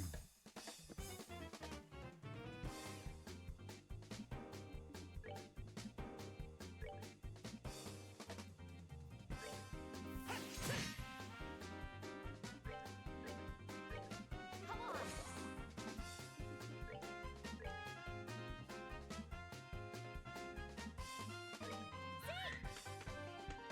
Take him down.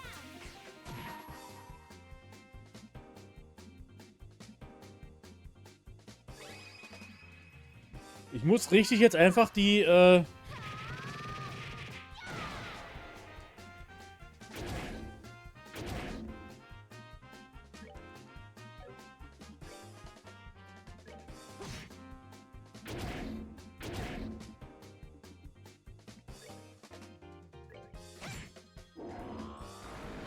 Ja, ja.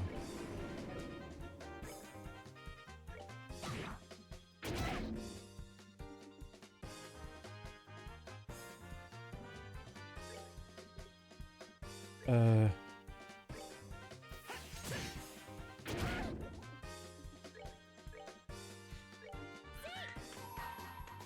Take him down. Shit. Nicht so schlimm. Meinte so, ich muss jetzt einfach hier die Supercrafts einfach raushauen. Okay, das wurde nichts.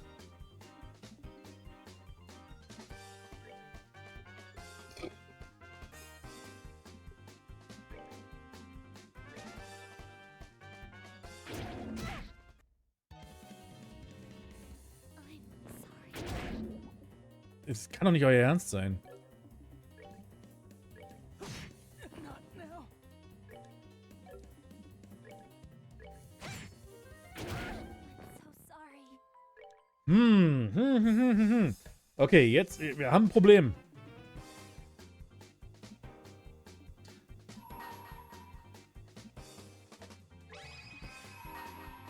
Here I come. Ich versuch's mal so.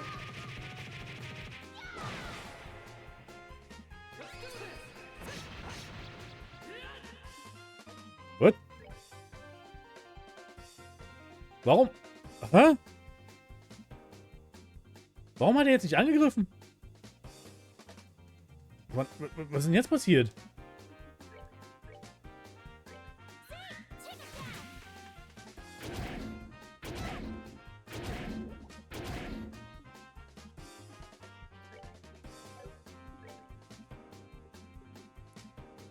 Das war ein Stück weit scheiße, was gerade passiert ist.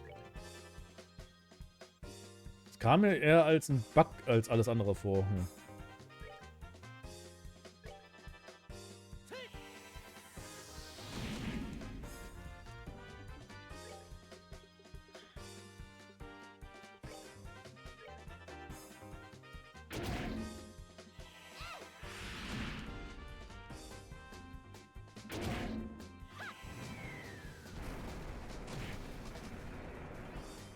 Mhm.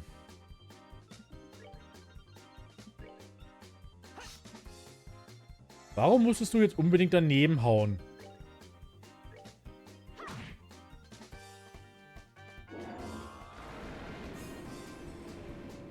Ja.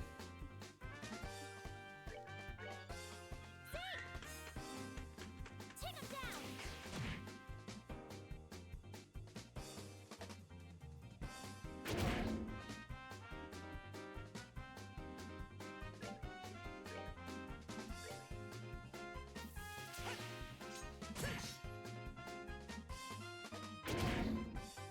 Okay, ich merke gerade, seine Stärke ist jetzt natürlich durch den... Weil ich jetzt den anderen Gegner, den anderen Boss erledigt habe, ist jetzt seine Stärke nicht erhöht. Weil er hat einen anderen Buff bekommen. Also jetzt habe ich ja hier Fango. Und den habe ich ja als erstes eigentlich erledigt. Und als Fango gestorben ist, hat Bronco einen Stärke-Buff bekommen. Allerdings jetzt, wo Bronco gestorben ist, hat jetzt Fango einen Verteidigungsbuff bekommen. Das heißt, er macht zumindest jetzt nicht so viel Schaden. Ich entsinne mich an Cold Steel und den Vorfall mit Useless is Dead, bei dem man in der Kanalisation auch mit 2 großen Hunden sich umärgern musste. Korrupte Nobles und hundige Monster ist wohl ein Motiv. Ja, generell. Release the Hounds, oder wie es heißt, ne?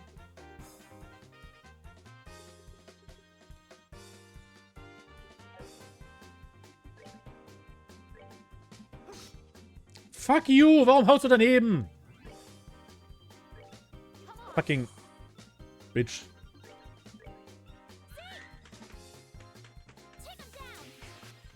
Ach so, weil seine Agilität erhöht ist, ne?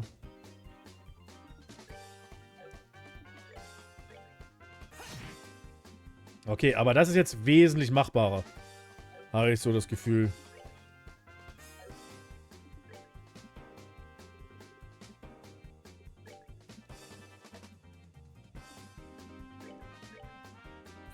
Einfach weil er nicht so viel Schaden macht und nicht so schnell ist.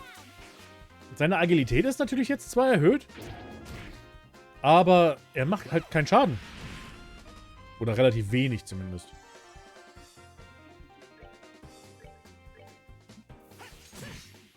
Ja, das sieht doch schon viel besser aus hier. Ja. Siehst du, das war doch schon besser. Weil das war jetzt nämlich auch mein Gedanke gerade gewesen, einfach den anderen mal zu erledigen vorher. Ob dann nicht der Buff dann irgendwie anders aussieht und einfacher zu handeln ist. Und das war genau der Fall. Alle bekommen sie... Oh, oh Gott sei endlich. Estelle hat endlich mal einen Craft gelernt, der auch mal wieder Angriff ist. Denke ich zumindest. Das wurde mal Zeit.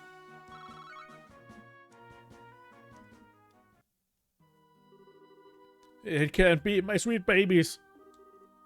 How could you do this? Ah.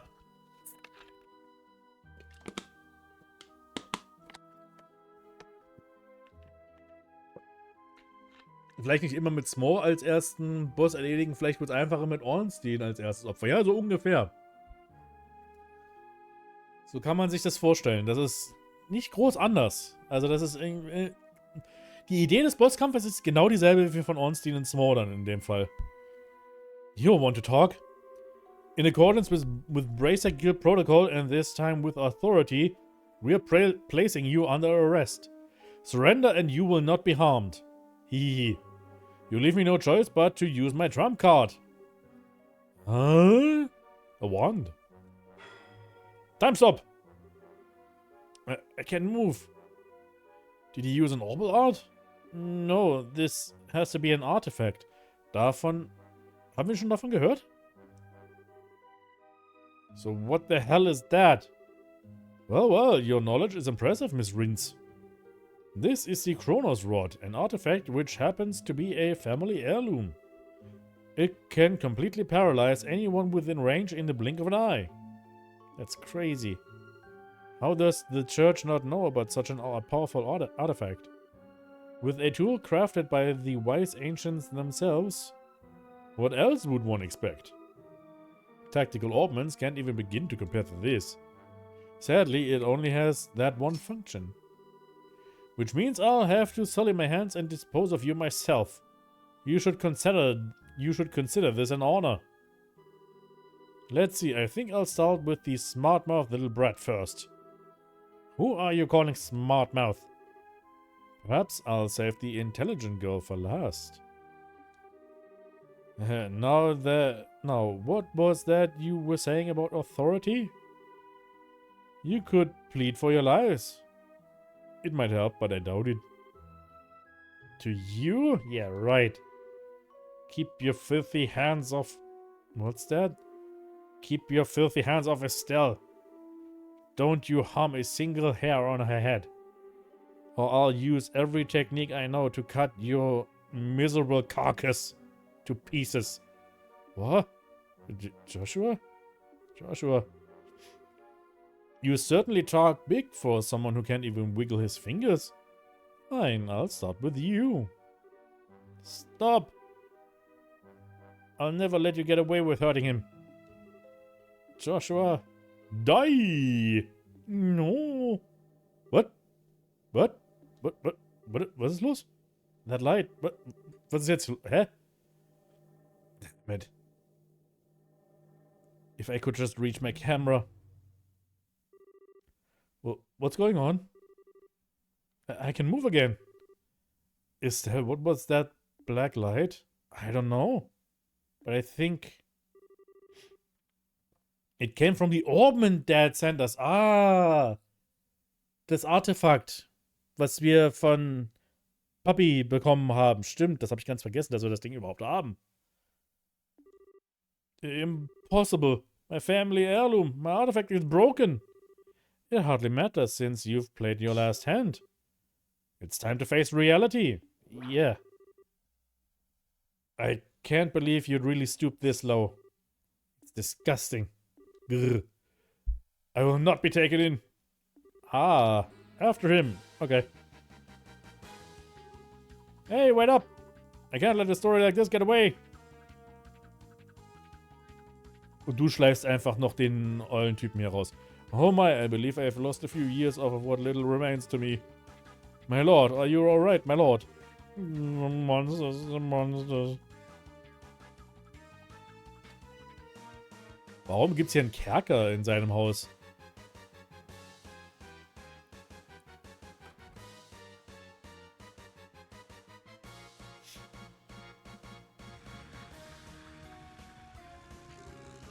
Hey, what's that?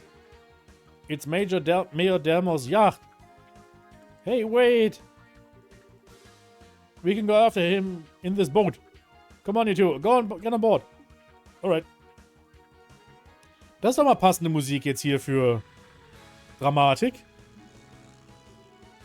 Hey, let me come too.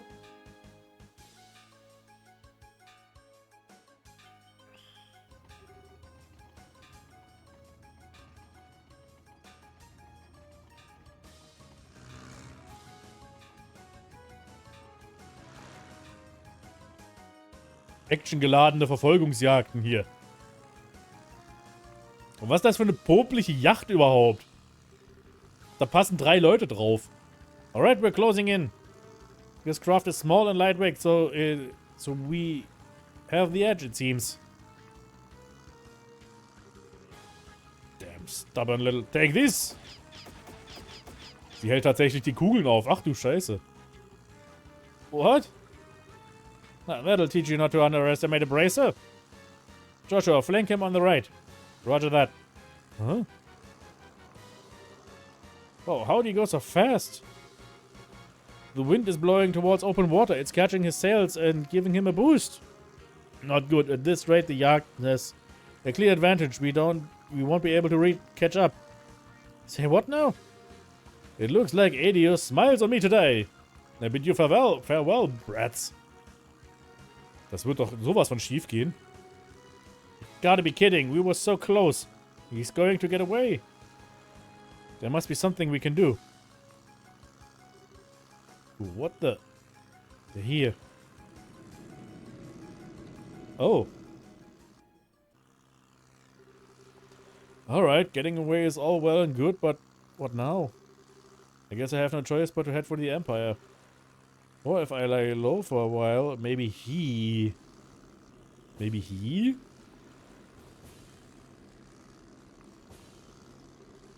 What?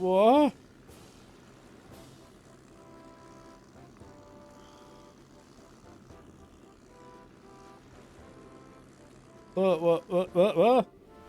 Ah!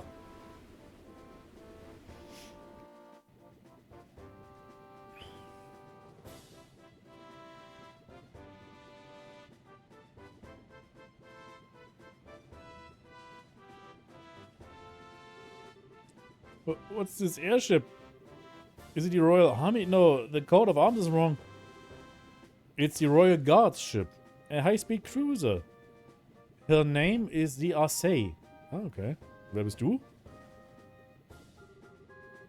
Female officer. Well, looks like we've got here just in time. That white and blue uniform, are you Her Majesty's Royal Guard? Das ist doch das, was Chloe jetzt gerufen hat, oder? Precisely. I am the company commander Julia Schwarz. Mayor Morris Delmer of Ruan, I am placing you under arrest for arson, robbery, and embezzlement, among other charges. This is a dream. It has to be. No, no, no. Blob. Das seht ihr jetzt nicht, aber er ist ohnmächtig im Boot jetzt. Er ist umgefallen. Whoa, what's going on? Jean called the Royal Army for reinforcements, but how did I get here so fast? Haha. Ho there, Bracers. Your cooperation is greatly appreciated. Please let me handle this matter. Let us handle this matter.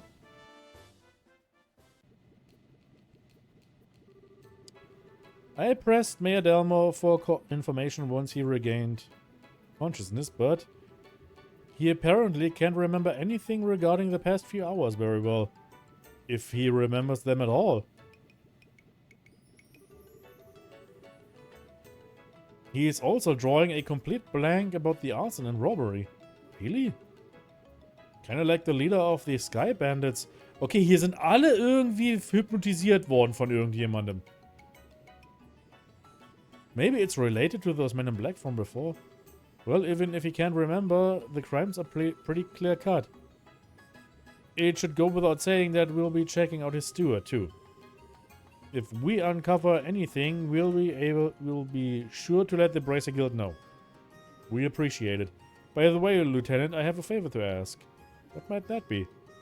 Would it be possible for me to get on board on that ship as well? It's supposed to be the most advanced airship ever to come out of Zeiss.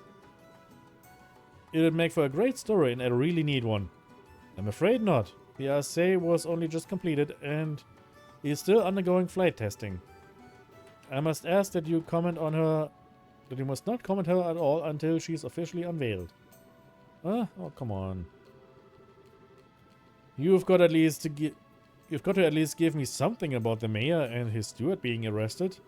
Don't worry, the facts of the story will be given over to the Royal News Agency. Until then, please refrain from reporting any of this. What choice do I have? Alright, I can do this. I can write a story with even the barest scrap of information. I've got to hurry back to the agency and put these events to paper. If you'll pardon me, everyone. Das wird doch keine sonderlich gute Geschichte werden, oder? Well, he's in his usual high spirits. Well, would you expect anything less? I'm told that the Libel news circulation has increased dramatically of late. I hope he's not planning to write a big propaganda piece. What do you mean? Never mind. That was quite impressive, First Lieutenant Schwarz. Ah, guck mal, wer da auch wieder ist auf einmal. Colonel. Whoa. Colonel Richard. Oh, I remember you. I presume you, are the new braces the guild spoke of? Oh, so you were the one Jean got in touch with, Colonel Richard? Yes, I received word at Leyston Fortress, where the royal forces are stationed. Kölnisch Dick, yep. I got here as quickly as I could, only to find that the crisis had passed. Excellent work, Lieutenant. That's very kind of you, sir. I still wonder, what will bring the guards from the royal city here, and so quickly? Perhaps you know a road so secret that even our intelligence division is unaware of it? Surely you jest. Come now, Captain, this is hardly a time to pick a fight. I was simply admiring the proactive stance of the Royal Guardsmen. It's good to have you on our side. If it pleases you, Lieutenant, we'll take over the investigation from here and move matters to Leyston Fortress. I believe the mayor will be well attended to there. Yes, sir, I understand. Now, if you'll excuse us, ladies and gentlemen of the Bracer Guild and Royal Guard and the young lady in the uniform. Fate willing, I think we shall see each other again. And with that, I bid you farewell. Safe travels, everyone. We won.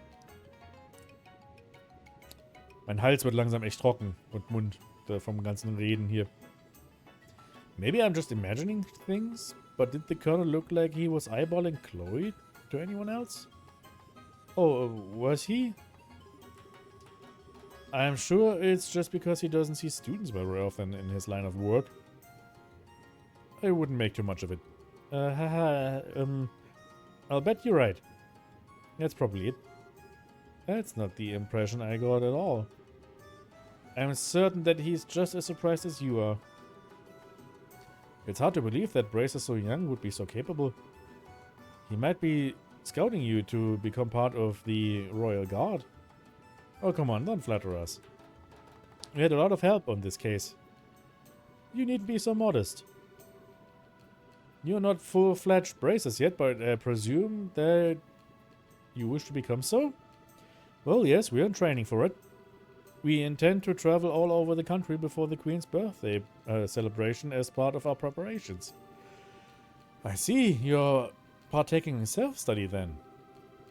Lieutenant Schwarz, everything is ready for the CEO's departure. Acknowledged. Estelle, Joshua, and Chloe too, of course. We must be leaving soon. I hope that our paths will cross again. Yes, ma'am. We'll be looking forward to it. Thank you very much.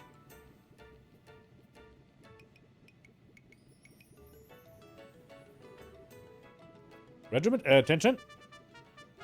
Whoa. Guardsmen, Royal Guardsmen warship RC. Prepare for takeoff.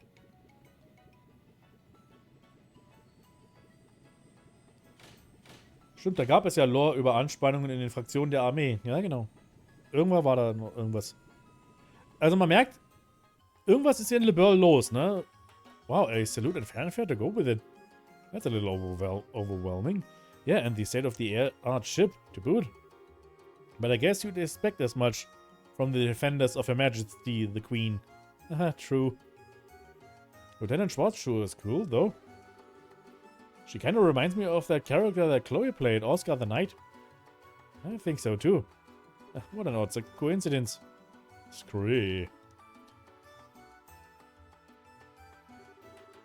Oh, don't tell me the Royal Guardsman showed up. And the Arcee was there, too? She's supposed to be cutting edge. It's too bad I just worked the info desk. I'd have liked to see that. I never figured you for the military enthusiast. Still, didn't you end up speaking to Colonel Richard? Yes, he was on duty at Leyston HQ. Leyston? Egal. I don't know how the Royal Guardsmen got there so quickly, though. I guess there's a lot more cross-communication in the military than I thought. Amazing that they managed to communicate at all, given how many agencies there are. There are regular army, border patrol, intelligence, the Royal Guard. It must be pretty complicated. Cleaning up after an incident like this will be a major undertaking.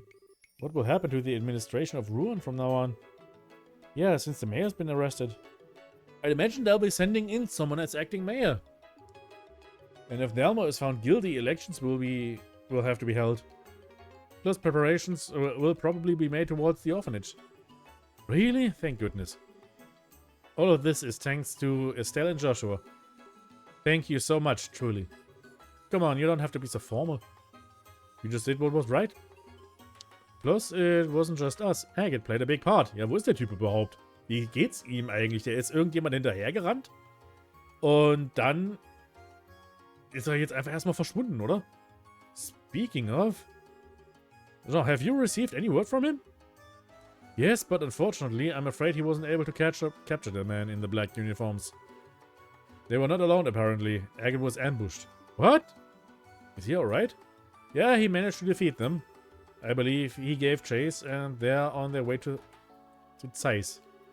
Auch toller Name einfach für eine Stadt hier im englischsprachigen Spiel. Zeiss. By now, he's probably well outside of Ruan. Wow, talk about hardcore. Well, he's got plenty of experience after all. He'd been chasing those black-clad characters for a while. I think they're related to a job your father asked him to do. Dad asked him? And Agate just did what he asked? Well, the one who put Agate of the Ravens in the place was none other than Cassius himself. And whatever he might like to claim, Agate stood no chance against him. Oh, seriously? Cassius really beat some sense into him, and Agate too stubborn to simply say thanks and leave it at that. Ah, I get it. Maybe that's why he's so abrasive when it comes to us. Abrasive barely covers that guy's attitude. Guess he's not so high and mighty where Dad's involved, huh? Huh? Haha. Oh, speaking of your father. Something wrong? About what the Black Orbman that lit up and saved our lives at the Mayor's Estate. Oh yeah, that's right. Ja, dieses Ding, das ist immer noch so ein Teil, wo ich mich frage, was ist das eigentlich? So much has been going on that I forgot all about it. I wonder what that was all about. That Orbman may have saved our skins, but it's still weird. An unusually colored Orbman, huh? What can you tell me about it? Well, erklärt das ganze Zeug, ja. Oh man, that's quite a story. From Kay asking about Professor R. Could it be... You know what it means? Not specifically. I've got a hunch, but nothing to back it up. But if you want to know more about its origin, I should suggest going to Zeiss. Da müssen wir doch sowieso hin. Why Zeiss? As you should know, Zeiss is famous for the manufacture of Orbmans. There must be someone there who might know something about the Orbmans. Makes sense. We may never learn more about that Black Orbman without consulting an expert. But we still have more training here to finish. Well, about that, you may want to prepare yourselves. Recommendation, hey! What? Really? You had to have seen this coming. I mean, you got a recommendation from Bose after the Sky Bandit incident? Given your crucial role in all the cases recently, I see no reason not to award it. Würde ich auch mal sagen, wir haben einiges jetzt hier erledigt, ne? Your assessment and reward have been prepared. Festival help. Und three's are the target. Wir sind 4. Klasse Junior Bracer jetzt. Wow, all this on top of the pay for performing in the campus festival? Thank you for everything you've done for us. Come now, you've earned it. I confess I'd also like to see you advance as quickly as possible. I believe we'll be able to make the best use of your talents this way. Thank you, Jean. We'll do our part to live up to your expectations. Congratulations, both of you. It'll be kind of lonely here without you, though. Chloe. You're right, it'll be tough to say goodbye. Oh, please don't mind me, I'm just being selfish. Will you please tell me when you find out what day you're leaving? I'd like to see you off, at least, as far as the Air-Letten checkpoint. Air-Letten. Und wir haben Kapitel 2 fertig, endlich. Hat ja nur mehrere Monate gedauert. Quasi.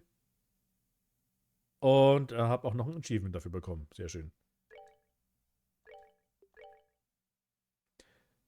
Und ganz ehrlich, ich habe natürlich immer gesagt, wir machen 4 Stunden bis 0 Uhr. Dann quasi. Aber ich glaube, das ist jetzt hier eigentlich... Das hat wirklich einige Zeit gefressen. Ja, aber nur, weil ich eben eine Pause dazwischen gemacht habe. Wenn ich das einfach so normal ohne Pause weitergemacht hätte, dann wäre es auch nicht so lang rübergekommen. Das ist wie die Geschichte mit dem Boot in Berserk. Das hat auch nur so lange sich angefühlt, weil einfach ständig mehrere Monate Pause zwischen den Kapiteln waren. Aber jetzt würde ich sagen, es ist doch eigentlich ein guter Endpunkt. Oder? Was meint ihr?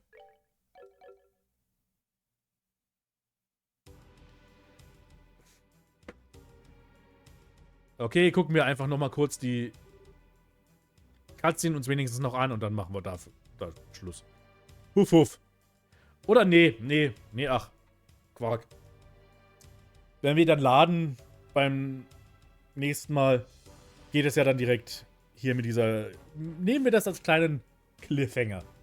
Wir sehen das und das werden wir beim nächsten Mal dann auch sehen. Und bei Hunter x Hunter gibt es auch einen Boot-Arc, der schon Jahre in sich fraß, wegen der Hiatisse, wegen der Pausen. Ja, ist halt so manchmal. Das passiert, wenn sich halt Mangaka so halb tot arbeiten. Ich habe ein paar Sachen gelesen über Eiichiro Oda und One Piece, was der alles so teilweise hat an Gesundheitsproblemen, nur weil sich halt halb tot arbeitet. Der hat Gicht, habe ich jetzt gelesen. Gut, aber für heute machen wir hier Schluss. Gibt es jemanden? Nee. Nee, gibt es nicht, den wir raiden könnten. Ich würde sagen, wir lassen es gut sein für heute.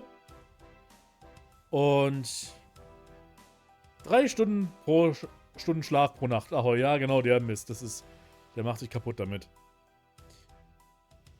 Bald ist ja auch One Piece vorbei irgendwann, dann kann er sich mal eine Pause gönnen vielleicht.